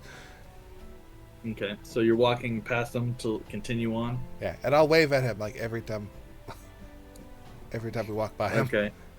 Yeah, as you're doing that, you just kind of looking around going, well, don't get yourself killed. It's a lot harder I'm than afraid you you're think. gonna get stuck here. He'll kind of disappear through a wall, head into the ethereal realm, you know. I know you're there. Wave into the darkness. Okay. At the end of this hallway, like past the room of arcane echoes, you head into a smaller room that is also circular, with a number of sections of the wall that are kind of framed in these Gothic arches. But there is nothing on the walls. The whole room is dark except for the individual like post kind of columns that separate the individual, that lie between the individual panels. Have these kind of dark iron sconces with these flames that are kind of like flickering pretty heavily as if there's like some airflow in the room, kind of thing. They don't create a whole bunch of light, so everything in here is still kind of really dim. And then, of course, like with the flickering, the shadows are constantly kind of dancing and overlapping with one another. But other than that, there's a circular table in the center of the room that doesn't have anything on it. And that's all that you can see. For a second, it sounded like you were describing a bathroom with like multiple walled out areas. Mm. Oh, I found the bathroom. He's a shitter. It smells like it. Oh, well, there's a table. Does a table look like it would fit through this doorway?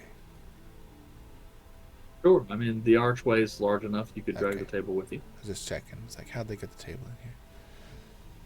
Turn it on its side. Take the legs off. You could do that too.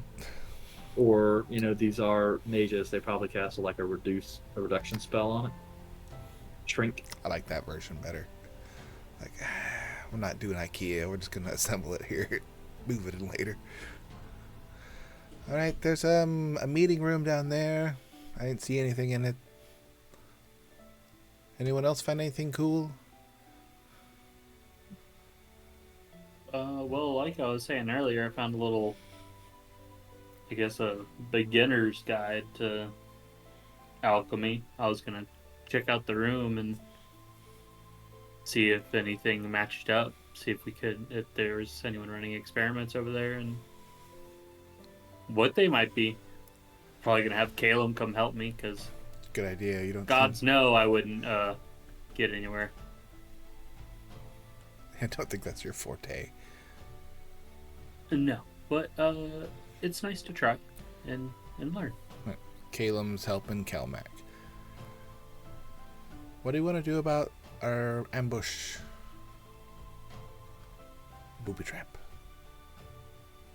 Obviously, we need to find where exactly they're coming in. Door. I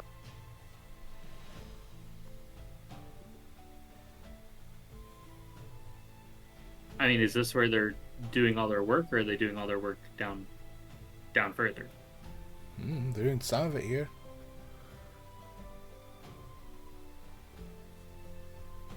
Is the ghost still there? You sense he's about, but you don't really see him. Eric? It's gonna get real confusing. And then, kind of coming out from the wall, the ghostly visage of Eric returns. Yes. Where did you say the entrance was that they used the most to come down here?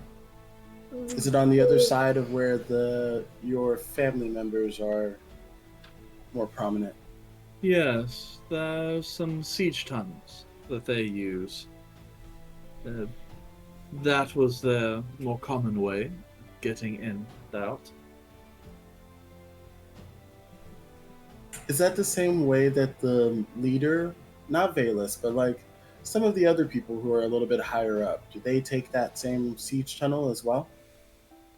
Well, you can if you must, but back when the sanctum was actually in use amongst the family, the teleportation circle was the primary way. As we really only kept these other entrances and exits for emergency purposes. Mostly because we did not want the comings and goings of the family to tip off anyone where the entrance to our sanctums were. The teleportation circle allowed us to obfuscate its location as well as limit access. So the siege tunnel is the primary entrance at this point, though. For now, yes. As the teleportation circle isn't working, as far as I'm aware. Great. Thank you. I really appreciate the information. Of course. I'll go back to the group and just be like, if we're wanting to set a trap, we're probably going to have to go through the family members, as the main entrance that's currently being used outside of the teleportation circle, which no longer works, is the siege tunnels on the other side. Well, damn.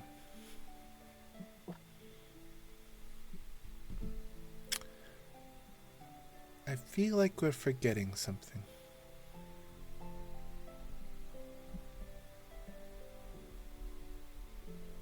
You mean the lycanthropy? No, I know about that. What are we forgetting, though? Are we doing the ambush today? Shit, I think we forgot. Yandere, did we pick up all that stuff that we requested? No, we didn't. We actually just requested it, fell asleep, and then went and did the ritual, and then immediately came here. We should probably leave. We should probably go back then, yeah, and Yeah. go and do the ambush some other time. No one touched anything severely, did they? No, just Kelmec. Kelmec rummaged through a whole bunch of papers and stuff, and then took a book. Dominic, can you put the book back?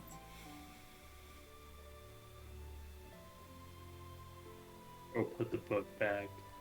Alright. Didn't leave anything Around where I found it. Okay. Everything looks mostly like what we did. They're not gonna know if we touch something. The ground is stone, right? It's like dirt and mud. No, not here. It's like polished stone. Like it looks like the interior of a building. But it's clean. Yes, very clean. Okay. Did we track in a bunch of crap in here? No, the tunnels you were going through were worked, like hewn stone, but not dirty. Alright, so we leave back the way we came then, because we went too far. I don't think we expected to run into Eric. Well, no, you don't expect to run into most ghosts. Do you? I mean, a little bit coming into. I'm having a hard time with words today, I guess. I've ran into a lot more ghosts than I thought I mausoleum? was gonna do. Yeah, on average, we've ran into quite a number About, for comparatively to a normal adventuring life. surprisingly, not as many gods. That we've ran into more gods than ghosts, but that's still both pretty high numbers. Okay, well, I guess I was confused on what you mean by like Eric. What kind of ghost were you expecting to run into? Malevolent, sentry types who maybe were under a wizard's control to keep interlopers and snoopers out. Not all ghosts are malevolent, though. I understand, Well, let me ask. but most of the time when there's an issue with ghosts, they are kind of malevolent. Eric, Well, are the you ghosts aren't the malevolent? issue here.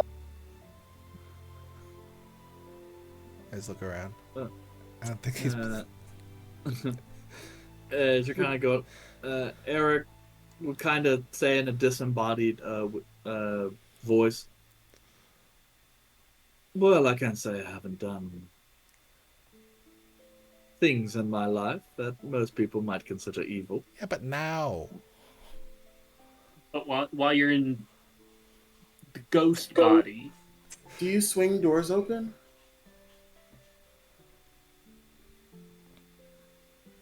Let me phrase it that if I had the desire to harm or kill you, I would have no real reason not to, and would not feel bad if I killed you. you just look at Yandere and just point up into empty space. Just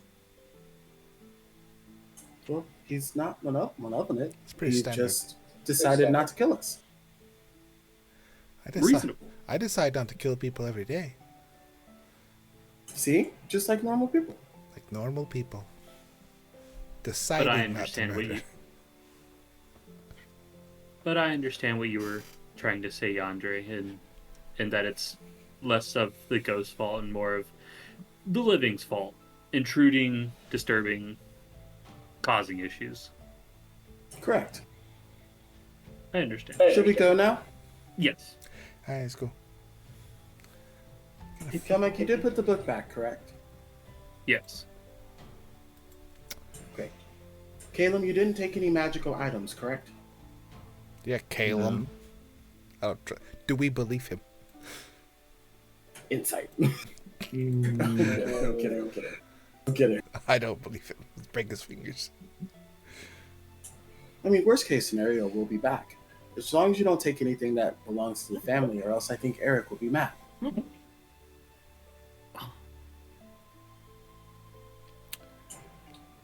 But let's go. Okay. So, Yep. you depart the Blackthorn family crypt.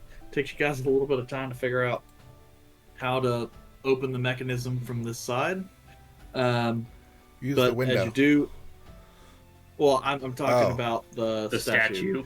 to head back into the catacombs. As you return, all the moon statues are in different places, and as if they haven't been touched. And you guys make your way back up to the surface, heading out the window, and back towards Sweet Nut Man. And we'll go ahead and take our break here, I guess. We've gotten all the way back to where we began. Congratulations, us. Yes. Reconnaissance. That's what you guys did. It's a little recon. We learned. We're real good at not pushing the button the first time. Break time. We'll see you guys in 15 minutes. 15 minutes. Shabbat.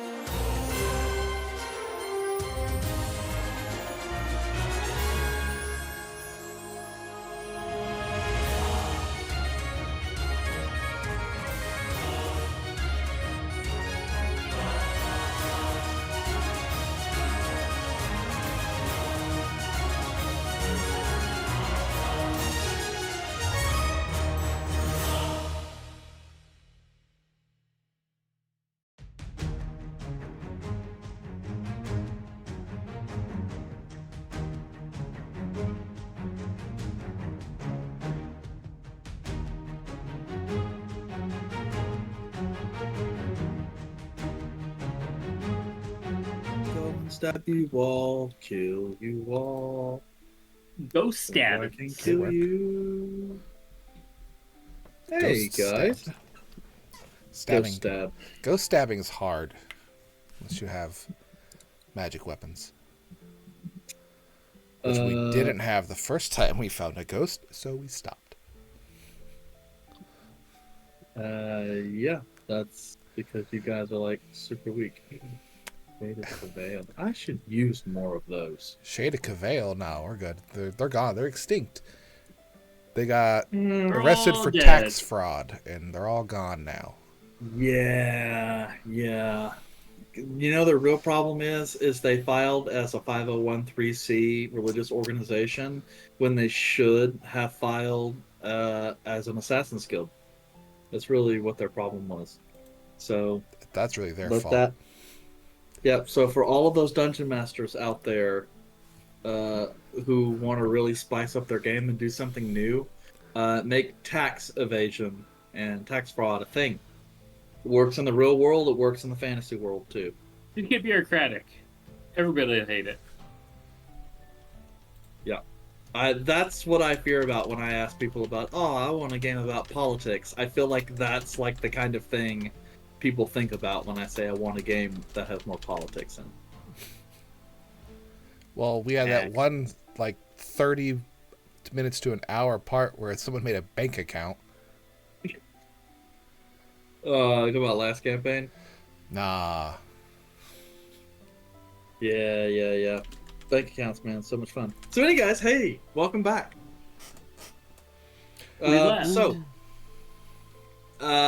you guys departed the necropolis and we're heading back to Sweet Nut Manor.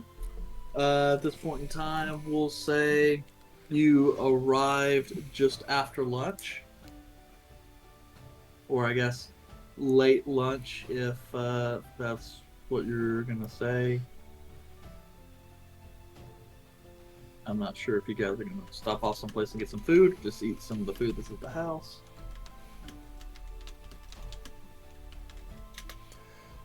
Well, I don't have any place really to stop by.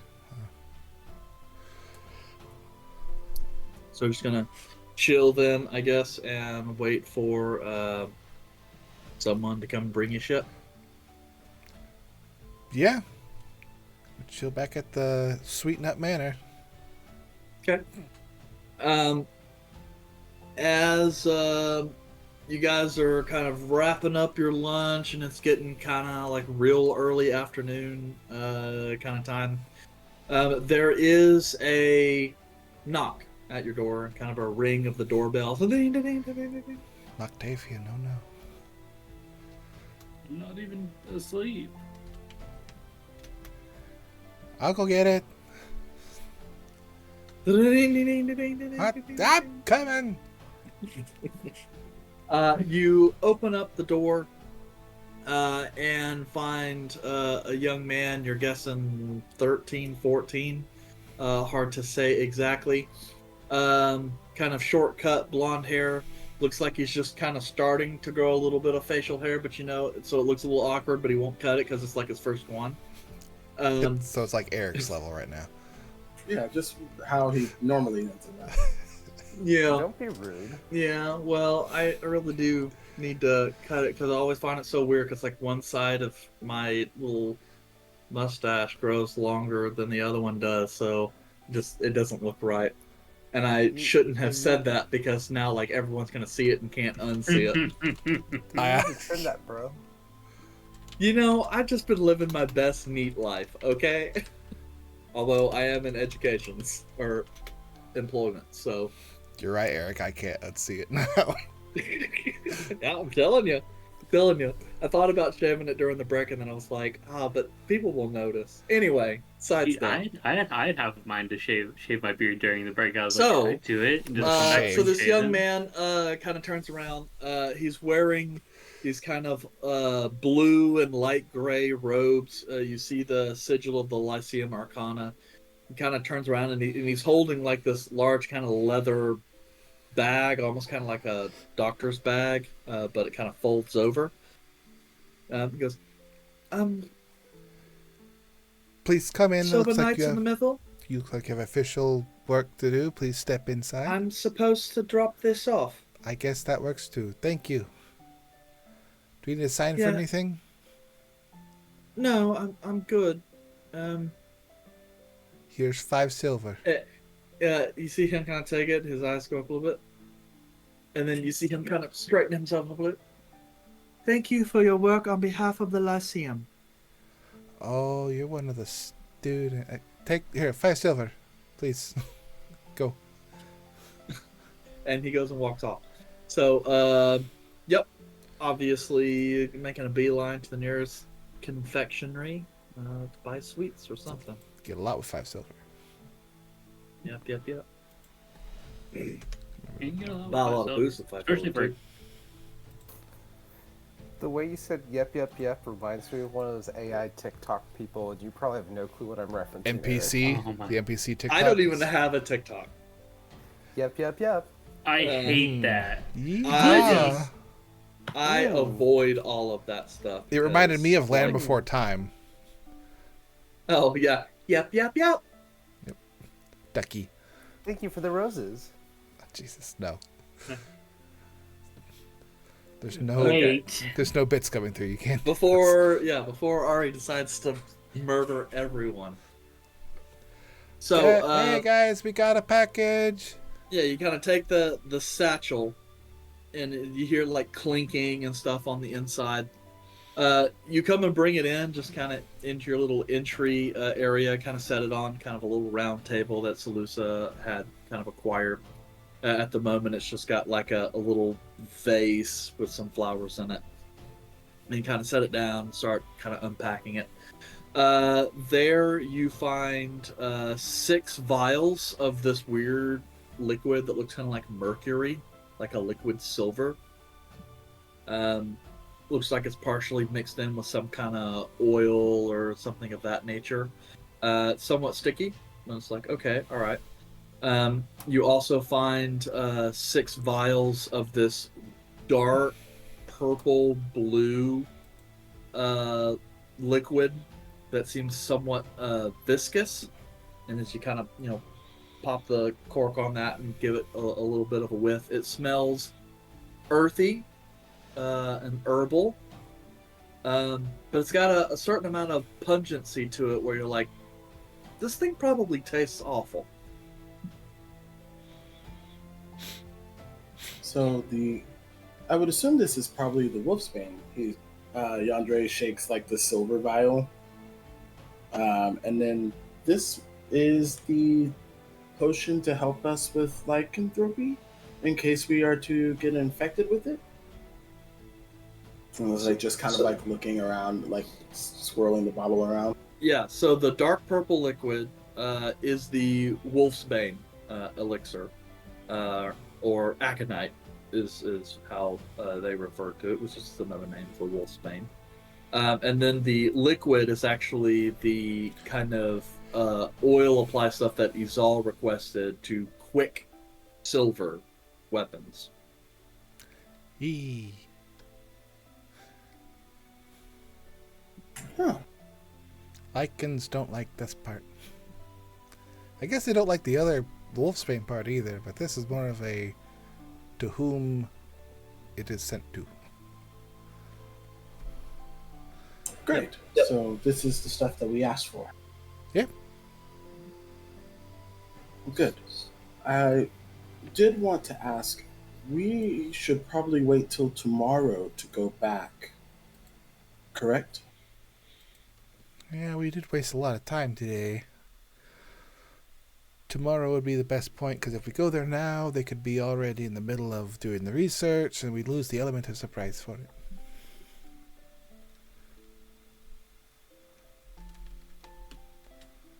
Correct. So we should figure out what kind of trap we want to lay for them.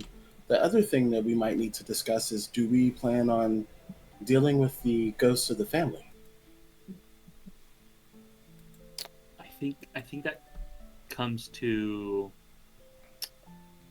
are you comfortable with us destroying them if they become openly aggressive just from our existing there. Well, it's already been said that they're going to be aggressive to us if we make our presence known in the mausoleum itself. I mean, if they attack us, then I have no qualms with helping them move on. Okay. But that may cause an issue with the one ghost that was very nice to us, Eric. Didn't he say he didn't care about them? Thought he Or said was he didn't particularly care about the people who are currently there. I do think that he did say that he's not friendly with the family as much, but I don't know if there's still any sentimental value there. like he may not openly be saying he would care, but if it did happen, he would just be kind of miffed.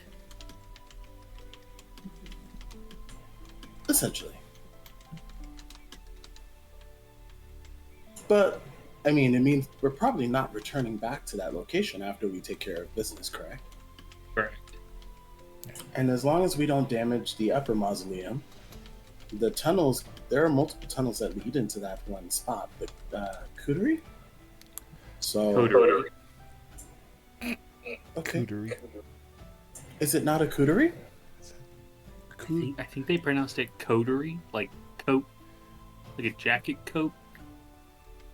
I don't know what cootery is, but it sounds inappropriate. It's like a charcuterie. Oh, A charcuterie? I was thinking of a different word. The slang term. So I'm guessing it means that it is a coterie. Yeah. Oh, okay. Well, we're not returning there, so I see no problems with whether or not that area is damaged.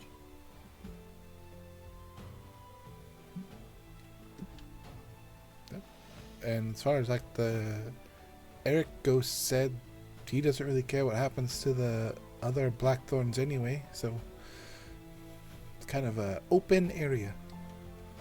So do we go there early when we know no one is present and try to deal with the ghost first?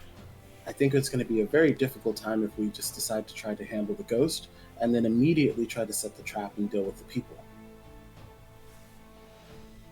What are you thinking, like a 2 a.m., 3 a.m. outing? Well, he did say that they worked really late into the evening, meaning that they would probably be there in the early hours of the morning. We would probably want to wait until close to mid-afternoon.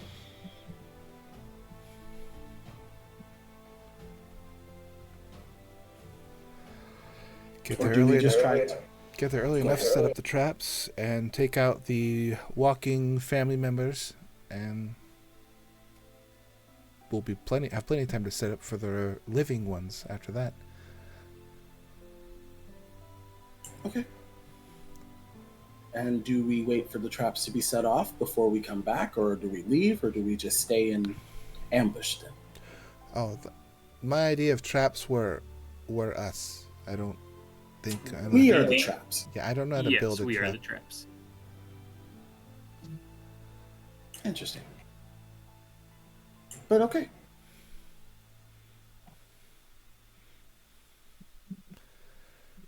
So we wait until tomorrow. Mm-hmm. Okay, should we distribute some of this equipment? Well, yes. I'm gonna need the Quicksilver stuff for my axe. And I will I take some will- for my mace. I won't need any for my stuff because I have magic stuff. But it makes it more effective.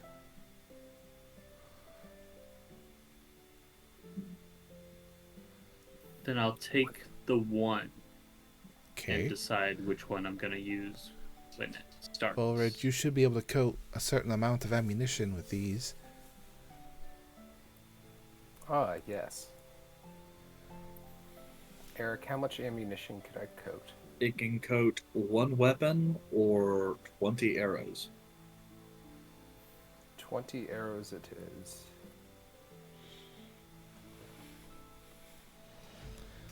That's 1, 2, 3, 4. Caleb doesn't need any. That leaves 2 remaining, as we can. I'll hold on to the 2 remaining for whenever we might need more.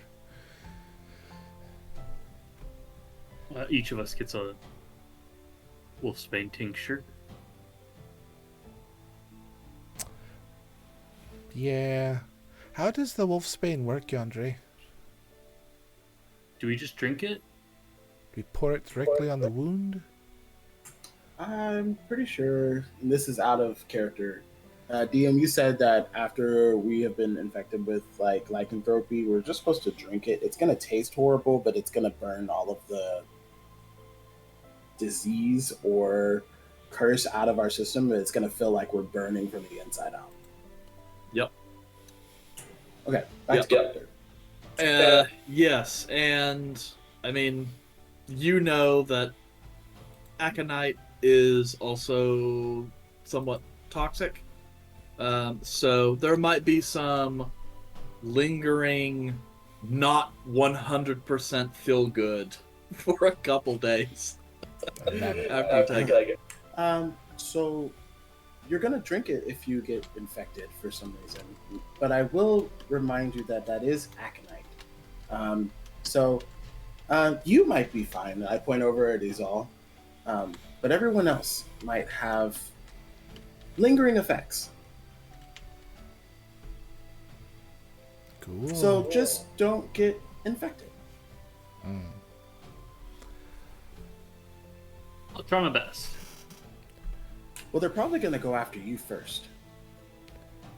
Although he looks like one of their own. Well, dogs don't like cats. Ooh. If he gets bit, would he become a cat dog? Well, I've heard there's other types of lichens, like were-cats. There's a were-tiger.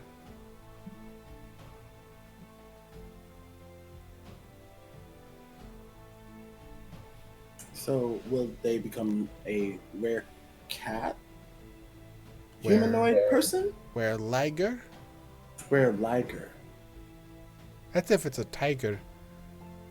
And a lion, right? A leonin tiger, a liger. But then if it is like a werewolf, like the dog version, then you have the whole cat dog situation going on. So do you start off as a cat and then turn into a dog, or do you just kind of take half shape form? Kelmac, do you know? No.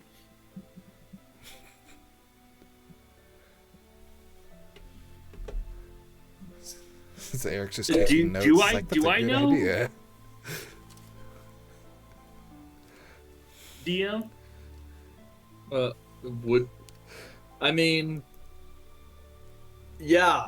I guess if you were, the whole purpose is the lycanthropy turns you into that animal, so yes, you could be a cat that turns into a wolf. So do you howl at the full moon, or do you just go into heat? I did. You know what? I'll spray you if that happens, and we can find out. A pussy wolf. We can find out together, Yandere. I would like to cancel this job. Can we just not do this one anymore? Yep.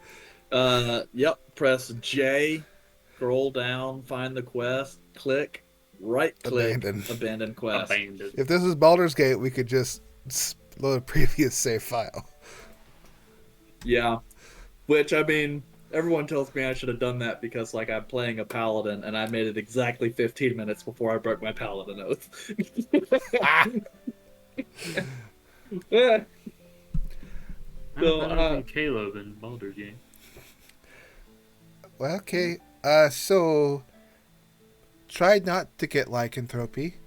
In the event that you do get lycanthropy, take the vial. Who knows the most about lycanthropy here? Because it sure is fucking me. Caleb? I don't know. Could be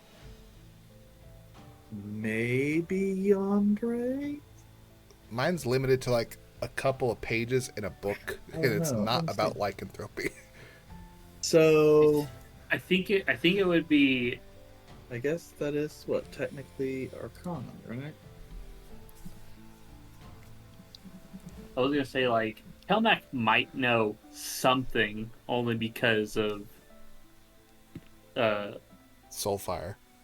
yeah, But that's you'd have a watered down version of what I already had then.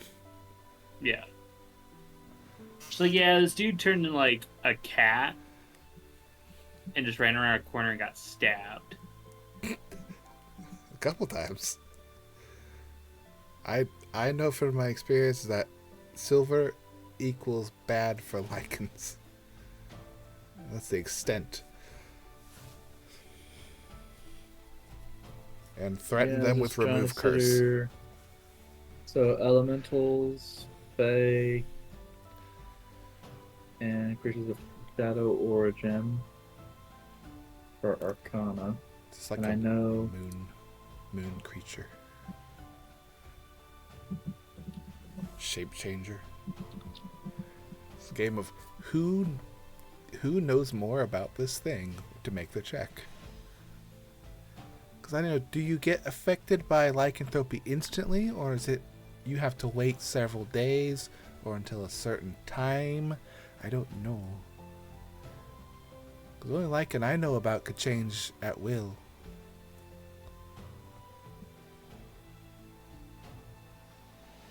Yeah, that's just kind of Seems like a lore thing. Like, I don't know, Eric, how does your world work in this situation? No, I know that, but I'm saying like history, arcana, nature, religion, like all of those actually govern lore on specific things. Um so like if it's celestials, fiends, undead, those things are covered by religion. Arcana, dragons, aberrations, constructs, monstrosities. It's History like just in a generally monstrosity. says humanoids, and nature says plants, beasts, oozes. A lichen seems like a So, monstrosity because it was created. you know what? I am gonna say it's religion because lycanthropy is a curse, and curses are a religion thing. So I'm gonna say it's a religion. They're natural curses. I You curse be all the quiet. time. Naturally. Natural. Okay, so it's religion. What does that tell Yes, us? but I was saying that also potentially because Therian tropes are very common where Yandere comes from. So he's knowledgeable about a variety of beastmen races. Um, Namely bears. yeah, and foxes. On otters. Silver foxes. Otters, bears. Two of those were jokes. Yeah, all kinds of stuff. So, do any of you know how long a lycanthrope curse takes to take effect? I think you don't. I'm asking Yandere and Kayla. That would probably be a Caleb question. Does someone want to roll a religion? I got for it Caleb? right here. I have his character sheet. Lets me roll through the wonders of Just keep rolling. D&D Beyond. Jeez, this thing does not want to load. There I it mean, goes. worst case, he gets a +8. So I got it. Dig it He up. only got a Listen. 25. Just simply a 25, Keep it easy. yeah, Okay. and let Doesn't- me just nothing too make much. sure that his. He doesn't get his Uh, D4. Okay, yeah, because I think that's on Arcana, Arcana and or the Instruments. liar. The liar. Oh, the Lear. Okay, yes. All right, so that's what he picked, I guess. So 25. Yeah, usually lycanthropy manifests at the following full moon. Hmm. So, and you will normally see some signs of lycanthropy before that. Bad dreams, irritability, stuff like that. But the first transformation happens at the full moon following. But since there are 7 moons in this world, The next you full would moon is know tomorrow, and then 3 days after that. specifically. It would be the Hunter's Moon, Vendithkir, that determines the cycle of lycanthropy. Yep. Thank you, Caleb. Does that follow a stereotypical? Oh, see, does that follow a stereotypical waxing waning monthly moon? It is a little different. Caleb, when was the last full moon of the Hunter's Moon? I'm looking it up right now, you asshole. Don't make something based off of a full moon. You know we're going into lichens. You should have had your whole moon thing figured out by now. Yeah. You gave us 7 moons. That's your fault. Well, What do you do with 7 you're moons? not entirely wrong there. There's a reason why we have 7 moons. Man, I bet there's some A kind bunch cool of deities lore. wanted their own, and they're just like, "Fuck you, make my own moon." Doesn't Jupiter have like 14 moons? Quite a few. It has however many moons Zeus had wives. Okay, that's like a million. By most counts, No, we're Jupiter not has talking between about- 80. We're not talking. Greek mythologists 80 in to the chat, 95. please tell us how many wives Zeus had, according to the Roman Empire, when they renamed it According- Jupiter. According to our local space program, they say between 80 and 95. Which means it changes, which is a little concerning. Just Google how many moons Jupiter has. Yeah. Jeez, that's a lot of moons. Honestly, I put how many MO and it auto-populated with moons does Jupiter have, so Google needs to stop listening to my Discord. Or a lot Well- of people just want to know. Yeah, that's something. I mean, that's a lot of moons. How many moon does place have? Werewolves originate from Jupiter because they will stay wolf all time. Because all moons are 80. full. I don't know what you're talking about. all the time. I don't know. I'm gonna have to find it because I cannot figure out. Is where it the stupid tomorrow? calendar- It's tonight. Okay. Well, I know the next full moon is Nehemiah, which is on First Seed 75. And I know that That's the Day because- of Flowers. the Night of Flowers, Yeah. which is held on the first full moon of the first seed. I knew part of that So- equation. I feel happy now. Yes, and I know it's funny because that is actually a date Caleb has been tracking for a really long time. He specifically asked me like 40 sessions ago what the date of that was. And so I was like, this is that date. He goes, okay, I'm going to remember that. So I don't know Joke's what he on has us. planned, but I don't know. Maybe he's got something planned. I got stuff planned too, Joke's and on it's us, he's a- nothing to do with him. He's a special lichen that turns only during that full moon. You don't think I would kill him so fast with a silver-coated sword?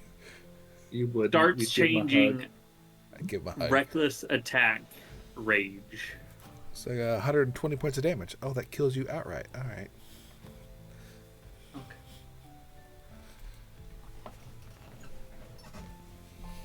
Anyway, we've See you later. we've Weather boy. divvied up our precious ingredients. We have nothing really much going up to till tomorrow, so I'm going to go. I don't know. Anybody got anything to do tonight? We Not go a to thing. the. We could go to the. Where is it? The Laughing Minstrel. That's so far away, though. It's not that far. Got No, the, it's daring, in the neighborhood. the daring dragons right there. Well, we can go to the Daring Dragon and pregame there, and then go to the Laughing Minstrel. I got a pre-game at a It's tavern. under advanced tools. Okay. Why didn't you put that under timelines? That sounds like that should be under timelines. Are you on World Anvil? Yeah. That's why I put it all in there. So let's see Special here. tools. First seed, we're on the 70th day. Yeah, so it actually looks like Vindicare is currently in its new moon phase at this moment. New moon. So it will hit its actual full moon. Its first day will be the 81st day. But that doesn't line up. What Well, do you that's mean? one of the other moons. Which moon lines up with the Night of Roses then? That would be Nehemiah. Okay. Nehemiah, it has the exact same orbital period as our moon. All the other moons have different orbital periods. Okay, good. At least something's... Area, the elf moon, that has like a 300-year period. Because when that moon enters its full moon cycle is when they hold the Elgudi Festival. That's held every 300 years. So that's how they know when that festival is coming. It handles during the very long new moon phase that occurs once every 300 years. And Caleb would definitely know when that last happened, right? No, probably not. Actually, 299 years ago. Oh, yeah. But yeah, so it looks like the full moon cycle will last between 74 and 78 will be the full moons for Nehemiah. And Vindicare is on the 85th. Yes, it starts on the 81st and then completes on the 84th. Okay. That one comes more often. Alright. Well, I'm going to go to the Adventurers Guild before we... You got to pre-game at the... You don't pre-game at a tavern, Calmac. You pre-game at home. Or to a place where the drinks are less expensive. The Daring Dragon. Drinking at home is way cheaper. Well, it's not like we don't have the money. I know, but his concept of pre-gaming is wrong and I don't like it. We're doing a bar crawl then. Oh! Does that make you feel better? That's a completely We- different story. Hell yeah, let's bar crawl. Technically, couldn't pregame at the camp, so we had to go into town and drink at the cheaper bars, like you said, and then go to the nicer Your bars. military didn't have booze at the camp? We weren't allowed to have booze in the camp. Y'all's military sucked. Even our even our ROTC had alcohol. What's an ROTC? Reserved Officer Training Corps. People Or- that want to be in the military, but Well, it's a high school class we had up north. Wait, ghost? What? You said corpse. Corpse. It's a military term. You wouldn't understand, I'm guessing, judging by your My lifestyle. family sells plenty of weapons to the military. You said corpse. It's a type of faction of military, like there is your... You know what? Ask your dad. No. Okay. like I guess I would have been part of a ranger corps.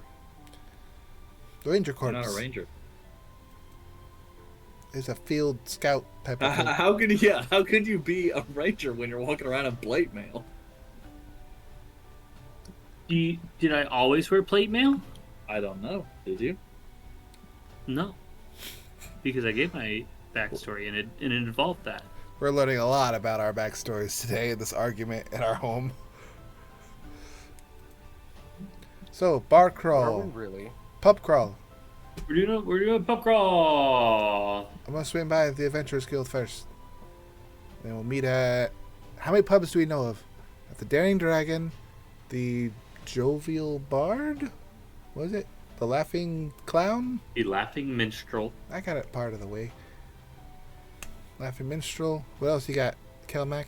I think You're our drunk guide. Volred would enjoy the Gilded Goblet. Gilded Goblet.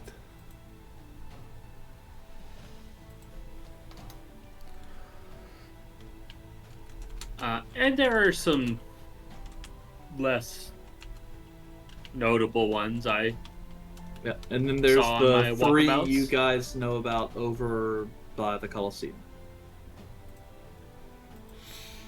I keep forgetting the Colosseum's here.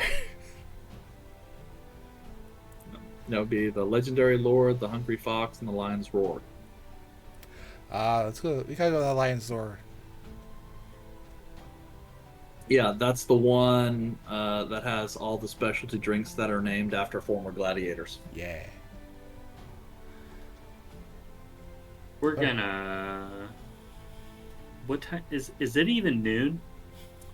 It is just afternoon, so it's like, say, 1:30. Well, I'm gonna make lunch. They Do you got also trust me to cook or no? no. I'll make my own food. I'm gonna get food at the first tavern we go to. Well, I'm gonna eat now because we're probably not going till later. We're about to go right now. We got nothing else to do. Is this what they call happy hour? Isn't it happy hour from like 4 to 6 or something, or 4 to 5, Usually when or 5 when to all 6? like second shift gets out, right? That's at like 9.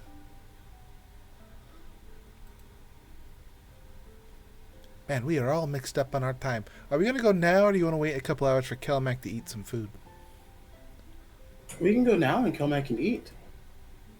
All right, Yeah, I'll just eat at the taverns. Fuck it then. all right. We're gonna go to the Daring Dragon. Gelmax tired of being left behind. Sometimes he goes off on his own. That's on him. I mean, our group has a tendency to scam a little bit, so Don't think we'd. The term scamp is used a lot. it's becoming universal. We're just gonna call it a universal term now. We're losing what it meant, and that's what's important. Oh, only when it's applied to a Zal is it scamping. Rude. It's Oh, actual Angel. scamping. Which is The- first, the the Daring origin of the Dragon? word. Eric, which is first, the Daring Dragon or the Adventurers Guild? From Daring where- Dragon. Oh, the Adventurers Guild. Well, I thought we were doing the Adventurers Guild first, so we can get all the stuff done, and then we would go to the Daring Dragon. We'll go to the Adventurers Guild first, real quick. Okay. So you guys will take the long road home. Business Boozing along. first. Business first before we go out and get drunk somewhere, and then decide we want to go to the Adventurer Guild, and mess Be something up. hammered. I would prefer to be. We're already messy as it is, but I would prefer to be sober when we're talking business. We're not super messy. Yeah, we are. Am I getting a? Did I get a look? I didn't. You gotta look. No. Ari gave you a look. So you guys are headed to the Adventurers Guild. Topside or Godwin, or where are you going?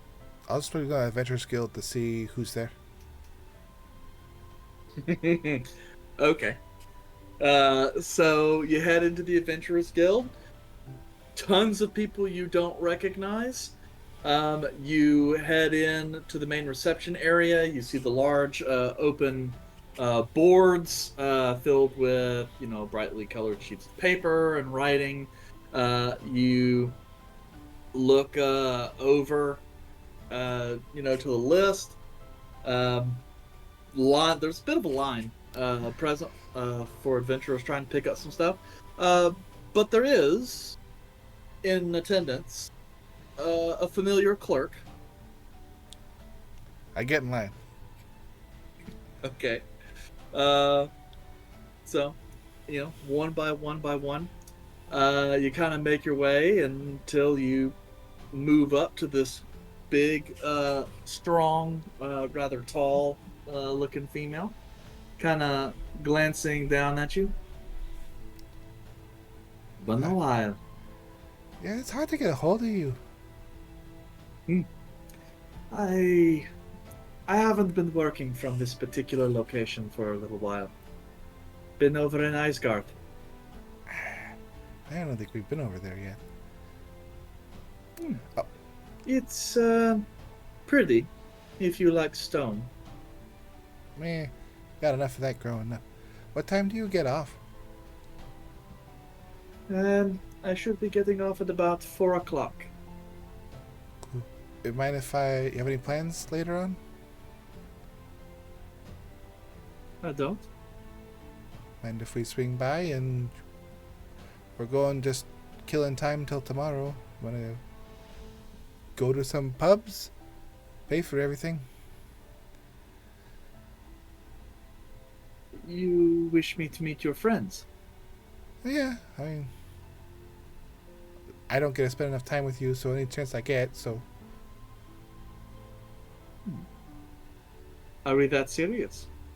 I mean, I don't know if they told you you were working here. I come around a lot, you're just never here.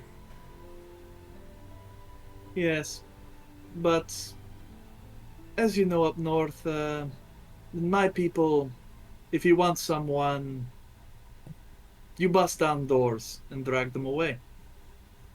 Yeah, but you're working, and then it's gonna piss off a lot of people. I could. It's gonna cost a lot. I don't want to We'll get you. save that for later. Okay. We'll be back around 4. All right. I'll be make myself available. See you later. Turn around. And then she kind of sits there as you go, wait one moment. And you see her kind of pull out some stuff, kind of bright a little bit. Slides over. This is a very special quest. All right. Thank you. Take the paper. Okay. Leave the Adventurers Guild, and I'm assuming I didn't hide anything, so they're all probably watching me go through all that. Yep. Not sure how closely. I mean, Yandere. Yandre's got a pretty is it passive insight? You got a pretty big passive insight as far as I recall. Yeah. Okay. Yandre's gonna walk up to Azal and just be in a very quiet tone. Celeste told me that you needed a wingman for certain activities, and it looks like, is this one of them? No, I don't need a wingman. Celeste has been lying to you. Celeste doesn't lie. Well, he's misinformed. I don't need a wingman. But is this who you were interested in? It's personal, but yes. We gotta come back here around 4, so let's go get the Daring Dragon taken care of. Great. Let's do it. Okay. So you depart the Adventurers Guild, heading back to Wyvern Square, past the market. Number of sellers hawking their wares, calling out to you, mostly trying to sell you all kinds of stuff. Most people say they're magic items. Pretty obviously, they don't appear to be magic items. But you nonetheless make it to the very familiar 2-story building of the Daring Dragon. This place, still busy, but it looks like they're in the process of busting a lot of tables. Lunch is kind of winding down. So you're able to, more or less, pick your choice of seating location.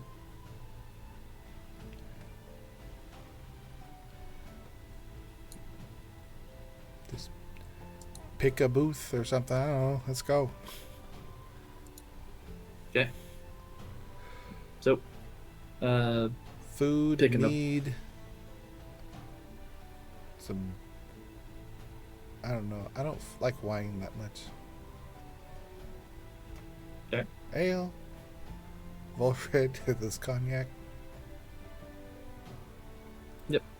able to find most all of that here.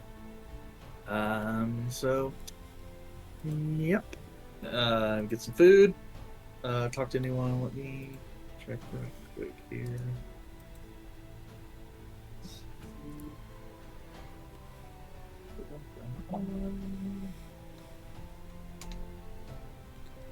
I'm gonna pay 2 gold for whatever we get. All right. So as you guys are kind of partying a little bit, heading in, you guys hear from a couple tables over a bit of loot strums up a little bit as a somewhat elegant and immaculately dressed bard, a woman, begins to start playing something. The hair is kind of taken back, and Volred, you can recognize that despite dear lord, more caffeine. That takes some medication. Okay. Yeah, still plenty of Adderall in there. I didn't. But you can tell, just taking a quick look at her clothes, though she may be a bard, you've developed a bit of an eye for taste. These clothes strike you as crafted by expert tailors. The stitching is immaculate. You even see what looks like some blind hems in some of the lining. Good heavyweight fabric, and as far as you can tell, it looks as though it has been treated, such as, like Scotch guarding. Leading you to believe, like, this is a really nice outfit that is designed to look more common than it actually is. That and the fact this person's hair and makeup is flawless. So, so much to the point, it's like you do just enough makeup to where you still look like a natural beauty, but, I mean, still makeup. But she starts singing a tune, and most of the people around who were already gawking at her because she's drop dead gorgeous are looking at her. And then once she starts taking up the loot, a whole bunch of other people start looking at her, also because she's, kind of drop dead gorgeous. And before long, it's very clear that she does not have to pay for any food or drink, because the men all around her pay for her. You'd pay no mind other than the fact that, occasionally people start pressing in as the crowd gets a little bit larger, such that it starts interrupting your group's bar activities.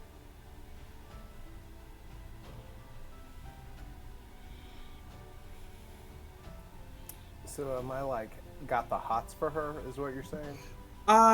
It's up to you whether or not you'd have the hots for her. You can definitely tell she is beautiful.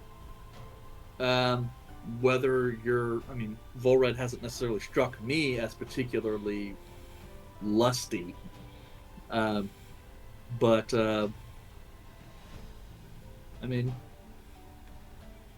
good looking. Izal would definitely tap that, but it's more so from your attention. It's like, she's very good looking, but it's the whole outfit as being either she's like a bard with an exceptional amount of money, or something, but it's just very nice clothing. I would like to approach her. Okay. You kind of press in among the throngs of people, attempting to catch a look. You hear kind of whisperings through, talking between her admirers, referring to her as Lady Whitehorn. And after a couple songs and some drinks and stuff, She kind of gets up and kind of starts stowing some stuff in her bag and continues to drink. But she seems to, at this point, kind of start trying to cycle some of the patrons through, as if to say, okay, you've given me your love, now let's move on to the next person, kind of thing. Like a celebrity might do. Until eventually you're able to kind of slowly make your way up to her. And she kind of glances. You see she kind of looks you up and down a little bit, smiles, as if having a similar opinion of you as you may of her. Lady Whitehorn it is. Let's do it. Yes, darling. What a beautiful name. Would you like to buy me a drink?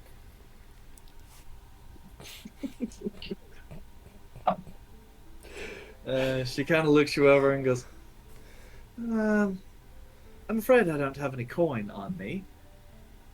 Haven't really What a needed shame. it in a while, you see. For sure, but I would have thought it would be a little exciting for the tables to be reversed. I'm sure you get all the free drinks.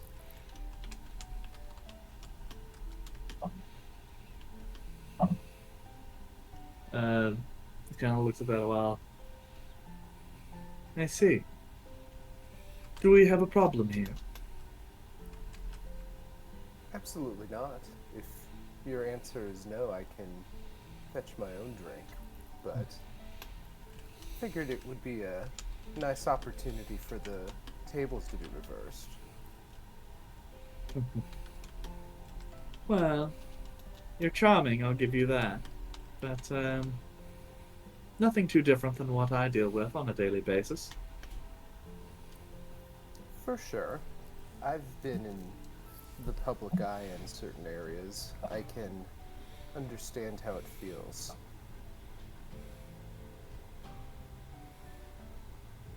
Sorry, I just kept trying to roll my 20s and was like, 9, 3, 3, 5, 1. I was like, what the hell is She's happening falling here? for him.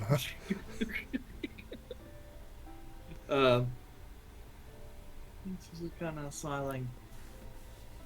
I don't think I've seen you around here before. Are you local to the city? You could say that. I have been known to stop in from time to time, but I'm not originally from here. Oh? I'm a native myself. Whereabouts are you from? I'm up in the Free Cities, born and raised. Azren, one of the smaller kingdoms. Does it really matter? The Free Cities definitely have a reputation of sorts. I suppose that's true. Though with your elven blood, perhaps hold a pillar. That's, still. It was nice meeting you. Pleasure. I extend my hand and say, my name is Dare Love. She kind of reaches back and takes it. Lady Whitehorn. Well, a pleasure to meet you. Next time, I'll just walk by holding a drink. Have a great day. Better luck next time. And she goes back to the throngs of individuals who are kind of like, some of them looking at you like, did you seriously fucking talk to her like that? You know, almost kind of looks like a couple of them are trying to look at each other. It's like, are we about to just jump this mofo? It's way better than what I really wanted to say, but probably can't say that on stream. This man disrespect our Lady Whitehorn? Lauren's like, I'll shoot one shot. After that, insults. Listen, Voran still feels like he has a chance. So, you get back to the table. So, Voran, how'd it go? Kind of a stuck-up bitch. I like it. Seems just your type. I don't really know what my type is, but that was fun. It would have been nicer if she were more willing to spit some game. I mean, it sounded... I couldn't tell, but everyone looked like they were looking at you, so... Well, I politely asked her if she wanted to buy me a drink.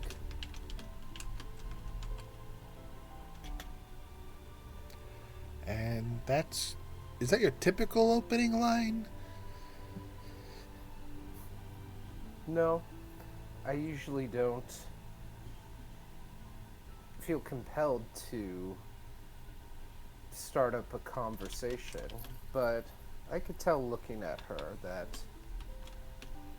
well, she has nice clothes, she has all the attention. I know that that gets boring. She may not need it now, but at some point she's going to need some spice in her life.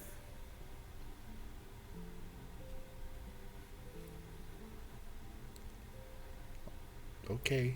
A bad boy. Well, you know what? If she comes to you for some spice, brag about it. Well, okay. You're definitely a spicy individual. She asked me if there was going to be a problem, and I said, no, I can take no. That sounds really creepy now that I think about that.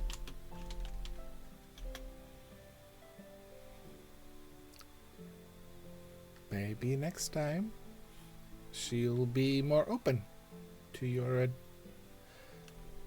hitting on them to buy. I really don't know what you're trying to get from that whole thing.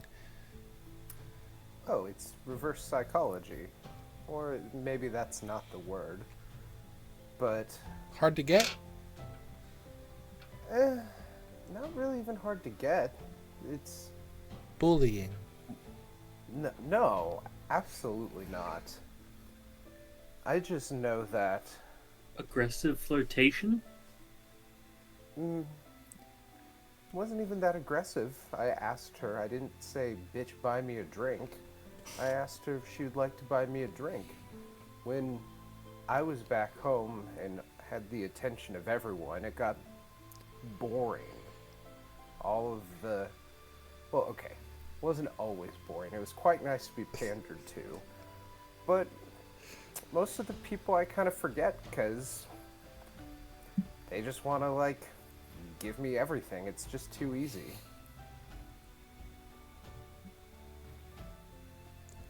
Your life was way different. Yeah. I just got the sense from her that maybe the traditional approach wasn't what was required.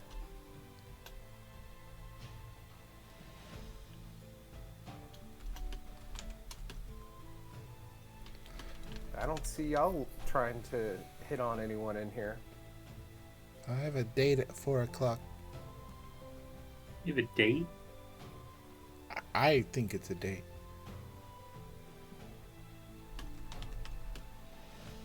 Is that why we must come back? Is that why we have to come back? We don't have to come back here. I just gotta go back by the Adventurers Guild at 4. To pick up your date? Yeah. Are we to leave you alone and not necessarily be around whenever you're on your date? Do we No. embarrass you, Isal? I would try to word this in a way to not seem rude, but I'm not great at the whole dating scene, so I wasn't gonna have... The first thing I wanted to do was not introduce all of you to someone I liked initially. That's fair. And then y'all kept You want to saying make I was an scampering impression around. of just yourself.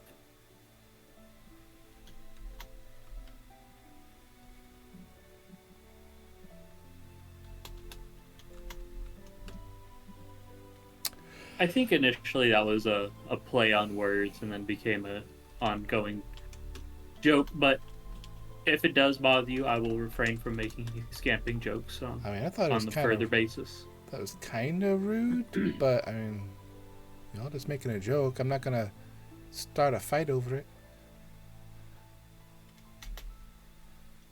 Even though I was unaware, I apologize for being rude to you, Izal. Oh, fine. You can be. You were just wrong. It doesn't matter to me.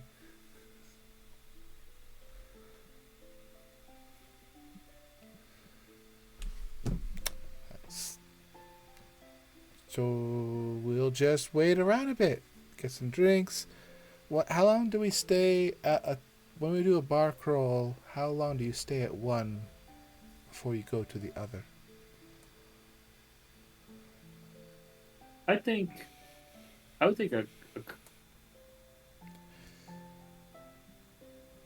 Usually I don't an decide hour or that two? until I'm really drunk, and then you just kind of meander to the next one. Yeah, I think there's like a time frame you make What are the in the official? beginning, and then it just goes gone. The An official itinerary? a whole planned night.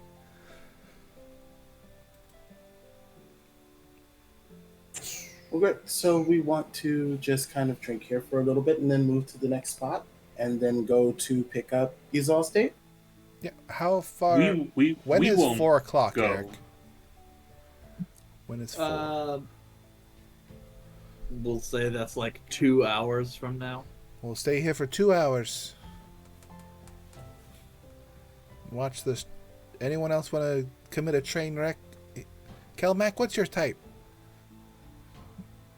I'm gonna look around the bar, looking for I'll be nice, like and I won't say a lean- single joke the entire time.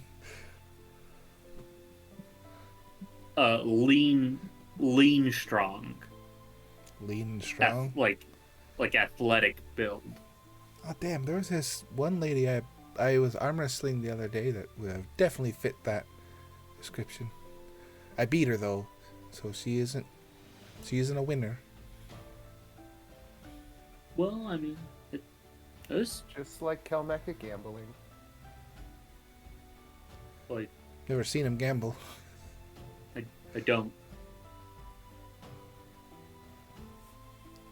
So You don't gamble? I don't gamble. Good.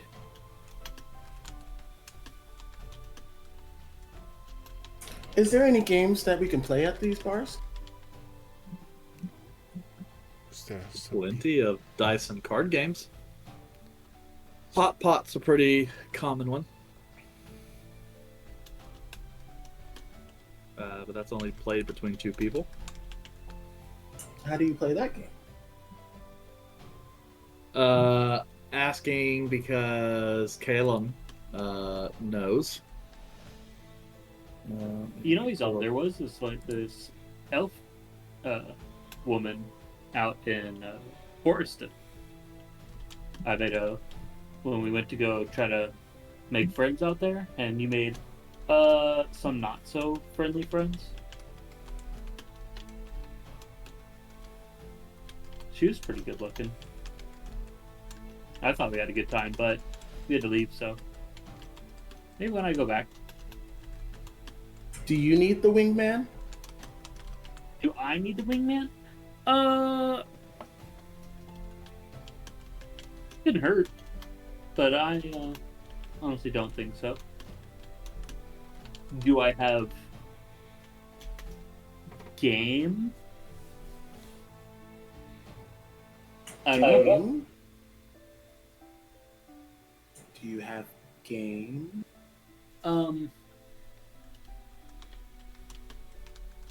Like, am I good at flirting and talking? Oh, can you court people? Yes. Why did you call it a game? Some people call it a game. That's generally common folk talk.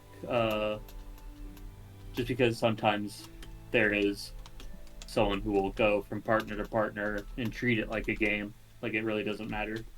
Which is actually now that I think about it, a very derogatory way of describing it. So courting is actually a much better way to say what you're doing. Okay.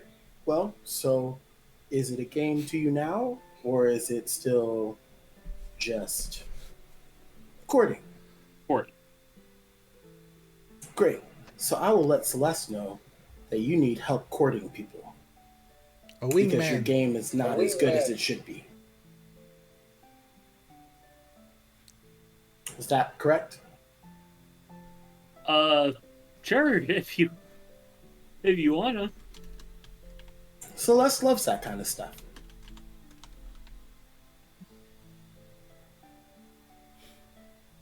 Yeah, I guess when we get further into the bar crawl and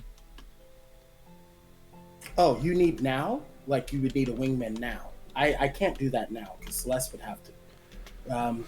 Uh, yeah. So maybe next time. Maybe get their number or something. You can sending stone them. what's your sending stone sigil? You could ask for their address. Letters exist. Maybe I'll get their address and send a letter or two. Next, Oh. if I get any attention tonight. Oh, okay. I will keep a lookout to see if anybody is staring at you other than you just being a large cat person. There's two dudes in the corner been staring at you for a while. I don't think it's that kind of game, though. I'm just gonna look for the two dudes in the corner staring at me. Just are there two dudes in a corner staring at me? I mean, there looks like maybe there's a couple dudes over in the corner that might occasionally stare in your direction every time you move. I don't think they're hitting on you, though. I don't know why. I haven't made any enemies. That's what I So, know. Caleb, about these games. Are we gonna gamble? Yeah. Well, I didn't make a deal to not gamble. And we're going to be sitting in this bar for 2 hours. So, Caleb kind of explains to you the rules for Hot Pot, which is pretty common. I shared the link in the campaign thread as well. Basically, it's just a game played between two people. Basically, just goes and you decide on an ante and a first player. Both players pay the ante, and then the players whose turn currently is rolls 2d6, and then they either win all the money in the pot or no one wins. If no one wins, then the ante has to be paid again. If the person rolled a 5, 6, 7, 8, or 9, then both players just pay their own ante. But if you rolled and got a 2, 3, or 4, you have to pay the ante for both players. And the game should be in Athoria campaign. Oh, you know what? Let me hit enter so that way it actually sends. All right, cool. It's in those notes you can't see. Oh. Yeah, so basically the idea is you just pass the dice back and forth, paying ante, either each player paying their own or they're paying them and someone else's ante, and it goes back and forth until someone wins the pot. Yandre, you want to play me? Sure. Can we stick like copper? Do you have any Electrum? No, I don't carry worthless stuff. I have some rocks. We could use rocks. It's the same value. No, we can use copper. That's fine. Okay. So Yandre kind of, we and Yandre kind of shift where we're facing each other and have to play Hot Pot while Caleb teaches us how to play this game. Yeah, so who's going to be the first player? I'll be it. Numero uno. Ladies first. That's right. So I just pick an ante. Okay, so both of you are going to... Well, yeah, what's the ante amount? 5 copper. Okay. So both of you pay 5 copper. So the pot is now 10 copper. And if you're first, go ahead and roll 2d6. All right. Let me bring this up here.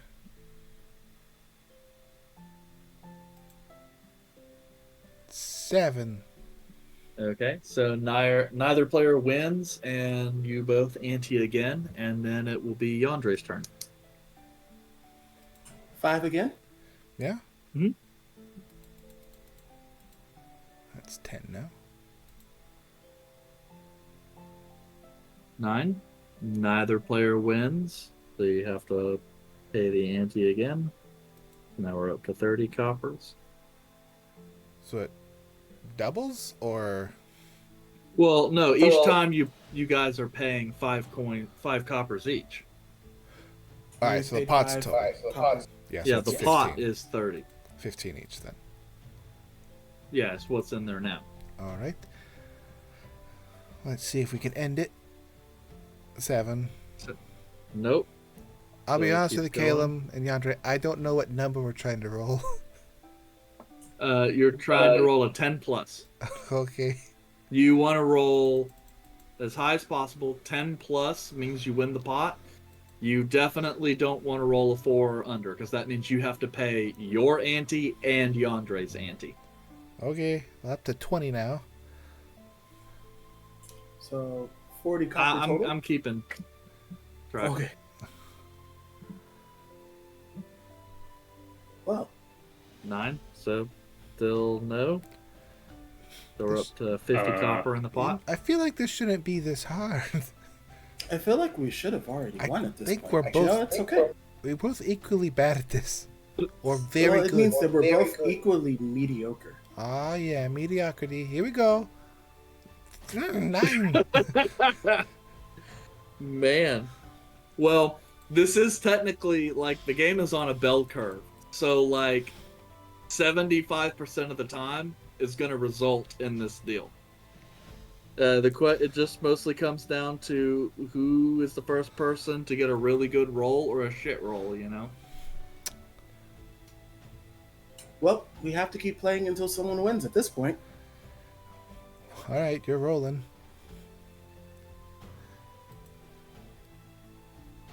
Eight, okay. Another 5 on each side. We're up to 70 on the pot. Yeah. Okie dokie. Almost to a full gold piece. Man. Here we go. 11! Yeah! 11! Yay! Okay, yep, so that's 10 plus, so that means he's all. You collect 70 copper pieces that are now chilling in the center of the table. So 35 of which was yours. Yeah, so 35 copper. Woohoo! is what you ended up winning from Yandre. That's And that's kinda Hot fun. Pot. That was kind of fun. Was it only fun because you won? I was excited both ways. Want to play again? But Sure. I would like you to win. That way, it's like both of us have a chance to win. But that's not really game for it. Vore, do you want to play? I mean, I'm going to say, unless Volred wants to play. I would love to play. And Caleb could probably play as well. Caleb will probably tell you he's got no money. He's got no copper. Let me He's look at his.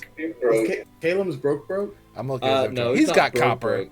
He's got 286 copper. He's got copper. Yes, but do you want to tell That he What, spent because 30 like- copper? Yeah, I'll tell him that. Caleb, you Caleb lost lost 40 2 gold gambling. And I'll tell him, hey, remember those 3 spell books I gave you? Mail my mail. Alright, so Caleb versus Volred? Oh boy. Let's do it. Who's Oh, rolling for Lord, no. Caleb? Which is the button? I think Eric should roll for Caleb. Yeah. Can I roll for Caleb? I mean, you can roll for Caleb since your character can't. Since Kelmac can't play. You got to roll the dice Yeah, for you Caleb's money. Can play. So Volred, what's the ante amount you guys are setting? 5 gold. Now, Caleb backs out. What was Yeah, the okay. We did 5 copper. Yeah, 5 copper. Okay. It gets up there after a while. It's kind of fun that way. And everyone's got tons of copper.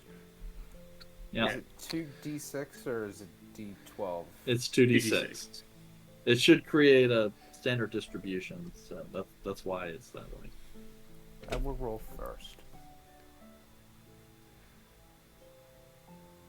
I got a 10. Damn. Okay, so there you go. You took 5 of Caleb's copper. Well, it's exciting when it's the first roll. Yeah. What the No. fuck? It wasn't. Of course, Volred would win the first try. You take the fun out of it. Stupid game. Yep. Well, that happens. Well, so should the two winners go against each other now? Yes. Sure, I'll go against Volred. Which one of us wants to be the anti or? Well, I won less, so I'd like to control. Okay. We're keeping this in the copper, by the way, Volred. I don't want us bankrupting a party member. Yourself? Yeah, I don't want to bankrupt me. Okay, 5 copper. I will begin.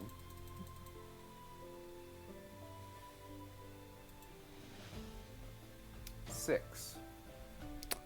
Okay. Okay. So both players ante again.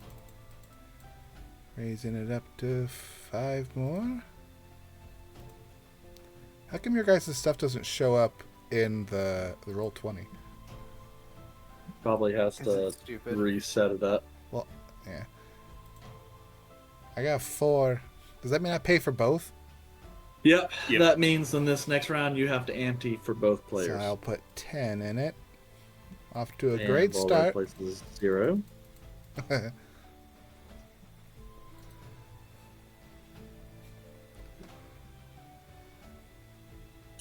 So Kelmec, 8. Yes.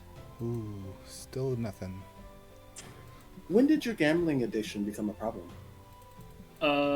A little after my incident in Alright, my roll. I got another uh, 4. Oh, playing against Volred, not as fun. I'll empty 10. with the drow. It just kind of took over as a way to ignore the horrible nature of what happened. What'd you get, Volred? 8. 8. Alright, so 5 more. And I realized that it's a very unhealthy way to cope.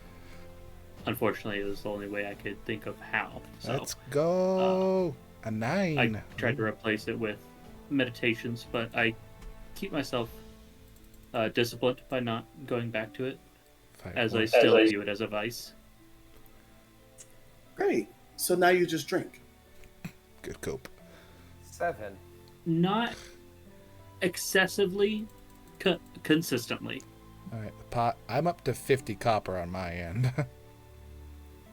I've been reducing mine. Eric, you're keeping track, right? I've been just adding Yeah, up my there's copper. 80 in the pot right now. And so I spent 20 basically because of him. So 20, yeah, 30, 80's 40, right. 50. Yeah, you're 50 copper in, he's all. Yeah. Come on, let's go. 10! Woo! Hey! All Now I right. can celebrate. I just can't partake because it is nice to celebrate friends. Yes. Don't you get some level of dopamine by just celebrating with your friends when they win? Yep, there you go.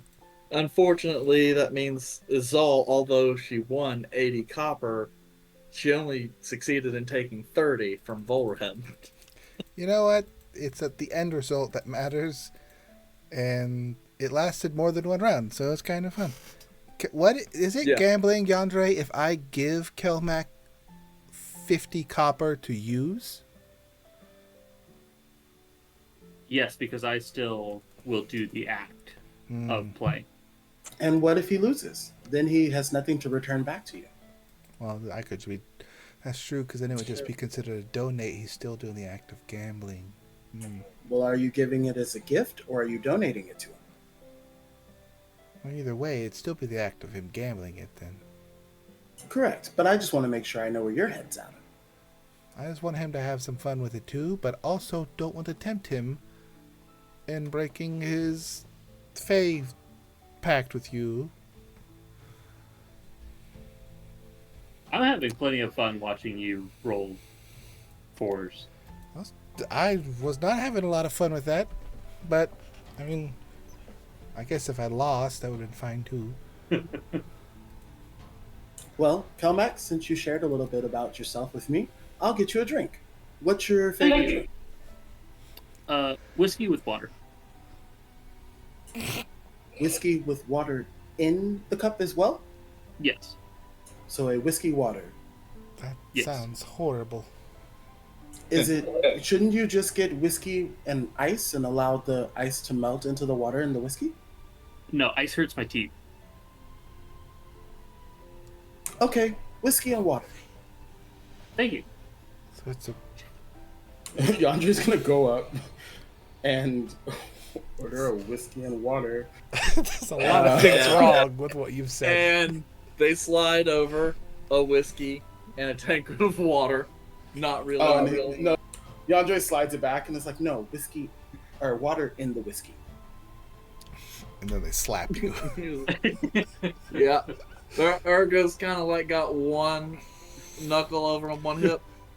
It's not for me. It's a special request for my friend. Takes out like a little double and just kind of starts filling in, sliding it over. Fine. Great. And then do you have any fire water? Kind of looks over. Yeah. Are you looking for a bottle or are you looking just for a shot or two? Just a shot or two.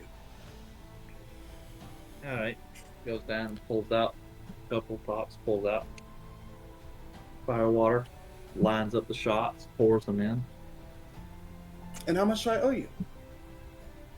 Fire water shots, they run about 8 silver a piece, so however many you want, times 8 silver. And the atrocity, that's the whiskey water? Just look down. It's like free if you promise never to order it again. That'll be 3 silver. So 19 silver in total. 2 gold. Here you go. Come fix it. Thank you. No problem. And then Yandre like scoops up, like carefully the fire water, but then there's just kind of walking. She kind of reaches over, pulls out like a small, like almost kind of like the little tin that you put like check receipts on in a restaurant. Sets that down and starts stacking the drinks on there so that at least you have something to hold them on.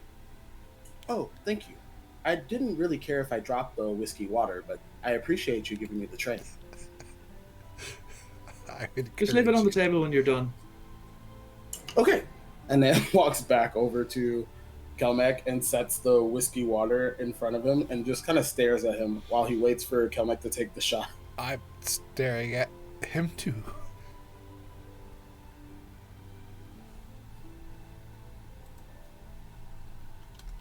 You are muted. You're unmuted. I'll sip my whiskey with water. I mean, That is- Or are we taking the fire water shots? No, you're going to take the whiskey water and drink it, and we're going to take the fire waters. I assumed because it was watered down, you would be able to drink it all at one time. Oh no, I like it because ice hurts my teeth because they're sensitive, and then it just skips the whole ice part of ice with your whiskey. why are you putting ice in your whiskey? I have. You do? No, you put ice in whiskey. Not if you're doing shots. Oh, absolutely not. Absolutely not. No, I was asking like just Oh, just not a drink. shot. Oh, okay. Well, I unfortunately didn't get you any fire water because I thought that was your shot. Do you want me to go back and get you a fire water? Kelmac, I'm offering. I need to know, are you watering down your whiskey?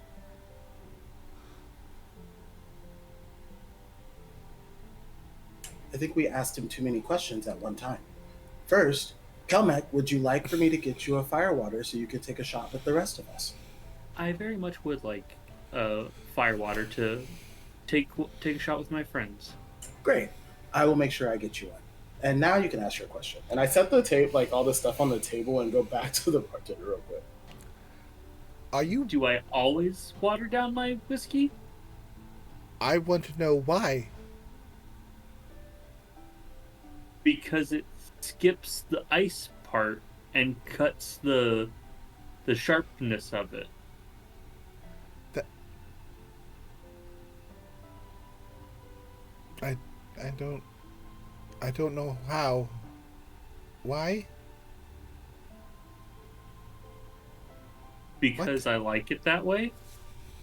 Yeah, Kelmack's like that weird person that when you leave like your soda from the drive-through out for like a couple hours and it's all watered down, most of us throw it away, but that's the part Kelmack likes to sip on. We love it and we appreciate it. It's unique. Yeah, a little role play. Nope, this I'm is gonna- too much. Going back to the bartender. Or the bar. In character and out of They're character. just they're I just don't like it. watching me take it and just like barely drink a little bit of it. Yeah, this is good. Izal's just looking with horror, just I want to turn and make eye contact with Urga, who took this order and making sure she sees this atrocity.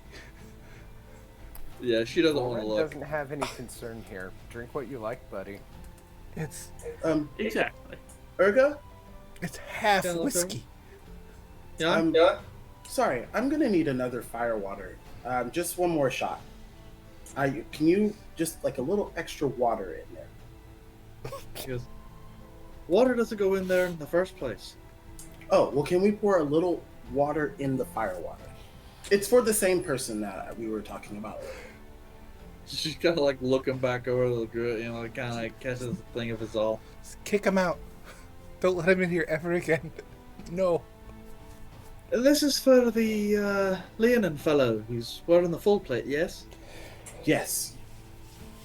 Also, it's called fire water, so why is there no water or fire in it?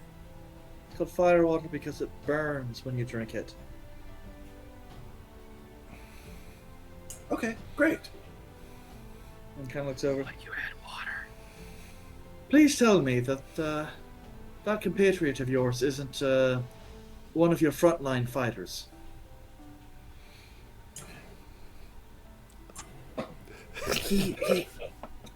He is, but as of recently, he's been a really good one. But early on, it was a little rough. So I think that makes up. He probably got hit in the head a couple of times, and it's causing all of this. But I don't want to say that out loud because I think he might get offended. He doesn't like when I make cat jokes, and so I don't want to make this like another big thing. Kind of goes, just tops the shot off, fire water. Doesn't add any actual water. Your friend needs to have proper booze. If he's not, you might consider replacing him with someone who can hold. If one of your frontline fighters can't hold their liquor, what are you doing? I mean, well, he holds the liquor well. Taste. It just bothers his teeth. And he doesn't want ice because of the. How much is the fire water? I'm gonna kick him out of the party. Hope, 8 silver. seed. How many? 8 silver. 8 silver. For one? That's what it was last time, yeah. So I only got 2 shots last time? No, I just told you what it was per, and then you gave me money. So I assume you did the math. I apologize because then I shortchanged you. So I need to give you at least 24 more silver. So 2 gold and 4 silver. Alright, takes it. Slides everything over. And hopefully I won't be back to ask for more water. Just liquor. And I go back and I go walk over to Kelmec and I just go, if you order a drink, don't order it with any water. Oh, and this is fire water, but it does not have water in it. That's fine. Great. And then I take another one. Kelmac, how have we been together for so long, and this has never come up? Because I would have asked questions then. Because generally I get my own stuff, and I just order a glass of whiskey, no ice, and a cup of water, and I just mix it. And generally, y'all are looking somewhere else. I'm so glad. I'm not sure how y'all haven't caught me, but I mean, like, Have you ever seen something so horrific and out of place that your mind just blanks it away and pretends it's not there? I think this might be it. Kelmac, may I see that drink? which the fire water or the whiskey with water? The fire water. Are you gonna drink the fire water? I'm going to... I believe I have a solution for the both of us. Again, are you going to drink my I fire will water? be drinking some of it. Well, no, I was It's a show. gonna make a toast to all of us. Fine. I'll keep my I'll drink. I'll secrets. drink it all, and I'll kind of grab my glass and up to friends made and friends continued. Oh, Mm-hmm. clean.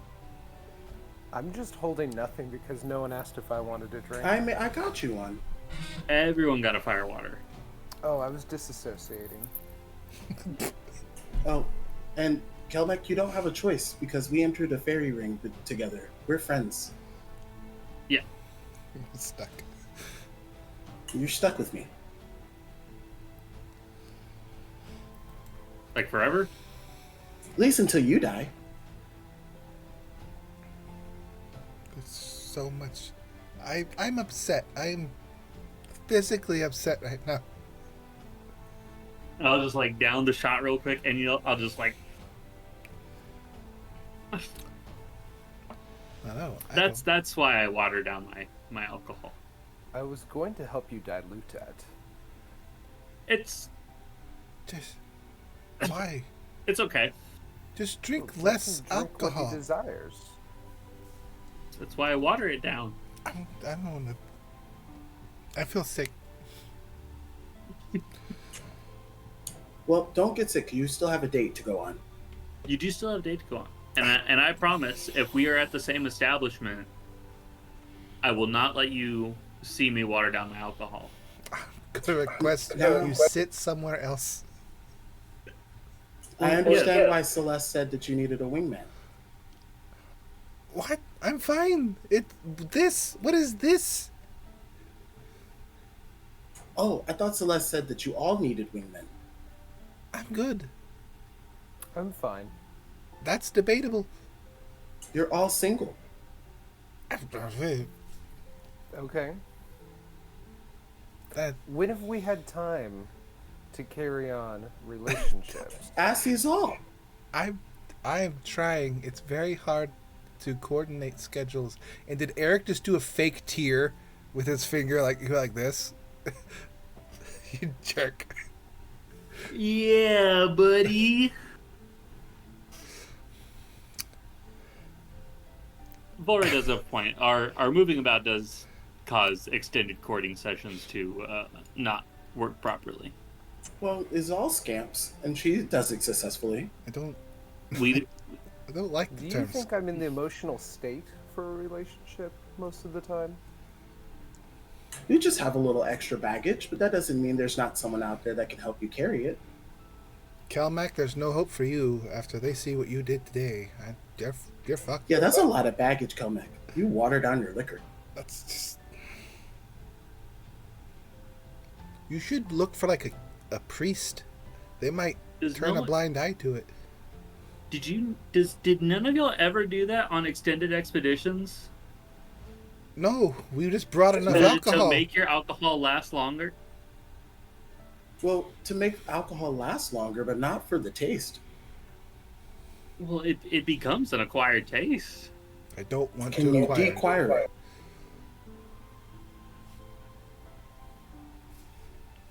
You've made me upset. It looks bad on a dating profile. It looks bad on a guild application. We need to put that on the new future recruits. Like, do you water down your alcohol? This just kind of makes me think of like The Good Place, where it's like, have you ever had a vanity license plate? Have you ever taken your shoes off in a commercial airliner? Who does that? People who end up in the bad place. It's like, do you water down your liquor? Who does that? People who die in dungeons. That's who. Oh, man, I don't know how. Out of everything we've been through today, this was truly a shock, and I don't know how to live my life anymore. I Both of you have are being dramatic. like I have lifestyles I want to live. You have lifestyles you want to live. And we can both live our individual lifestyles. I look over. Is that Bard still there? Yes. Though it looks as though she is kind of wrapping stuff up and getting ready to leave. Just kind of done taking in as much of the crowd as she seems desiring to do. Kelmac, you should go present her one of your beverages. I hope she writes a horrible song about you, Kelmac. Wait, this is not a successful way to court someone. Well, now I don't want to. I'm upset. In that, it might work. Actually, Kelmet, it might actually be a good thing for you to lead with that. They always say start with your worst quality first, and then you can work your way back. Yeah, there's. Start from the bottom of the hole, so it's quicker to bury you. Offer her a beverage and say you are sure she's never tried a drink like this before. Would you like your whiskey with or without water? I would like to get up. Though judging by the barkeep staring actual knives at me, I don't think me going up there and trying to order another one of these is going to be a very successful venture. I'm going to take my leave because I cannot handle this anymore. I'm going to go to the Adventurers Guild and just wait there. Because I need a moment. This is too much. Are you going to come back, or do we need to come find you? Where are we going to the next one? Is that the Jovial Bard? The Laughing Minstrel? Whatever. I'll head back this way, and then we'll see you on the way because I don't know the direction. But I cannot, in good conscience, stay here and watch you do any more. So I just get up and I walk out. I'm just going to stare directly at you as you leave and just sit more. I look back at you as I feel like I put my fingers on my head and I point at you. It's like, I'm going to ruin your night as I cast a message to you.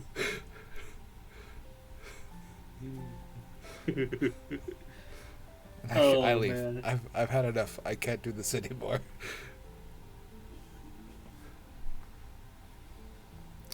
I'm gonna tell your relatives. That's what I'm gonna do. They know.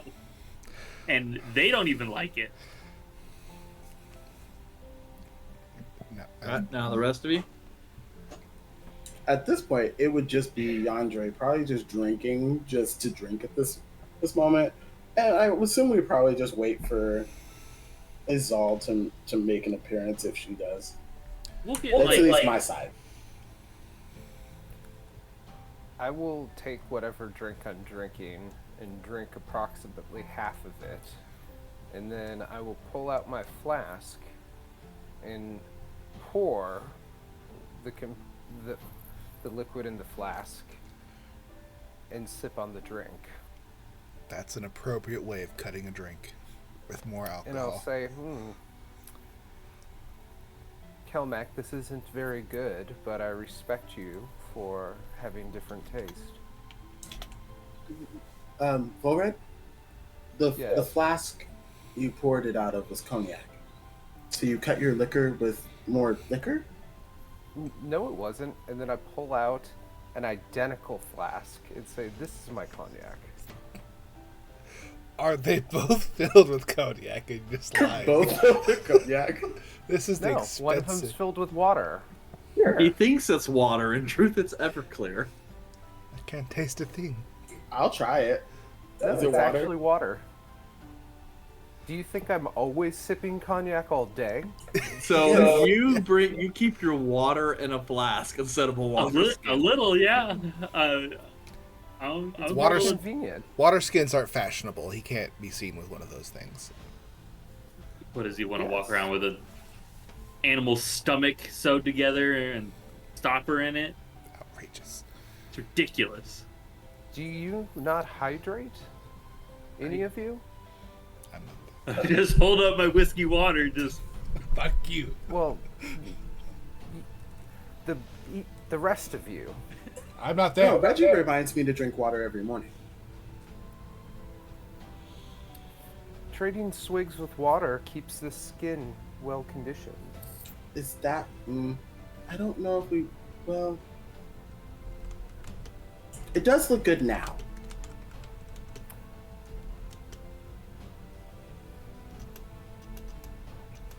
You had that condition, remember? I know, but I don't think you saw that. I was around. Were you around for that? The real question was that. Was it? Yeah, was that Yandere, or am I getting my characters mixed up? Because I'm pretty sure I had to remove curse once. Yep, that was Yandere. Yeah, because I saved Seleucid. Yeah, that was after Ariellen. So Yandere was with the group not that long before you guys went.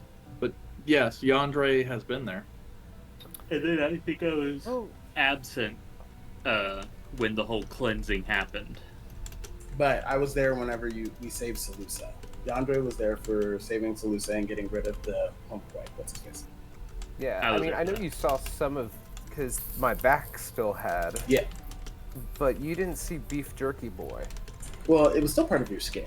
You just said my skin. But yes, your skin is very pretty. Yes, and it's because I hydrate.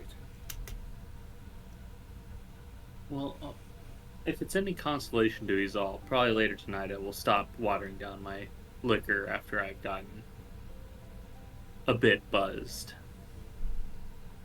Wouldn't that be the time that you should water down your liquor?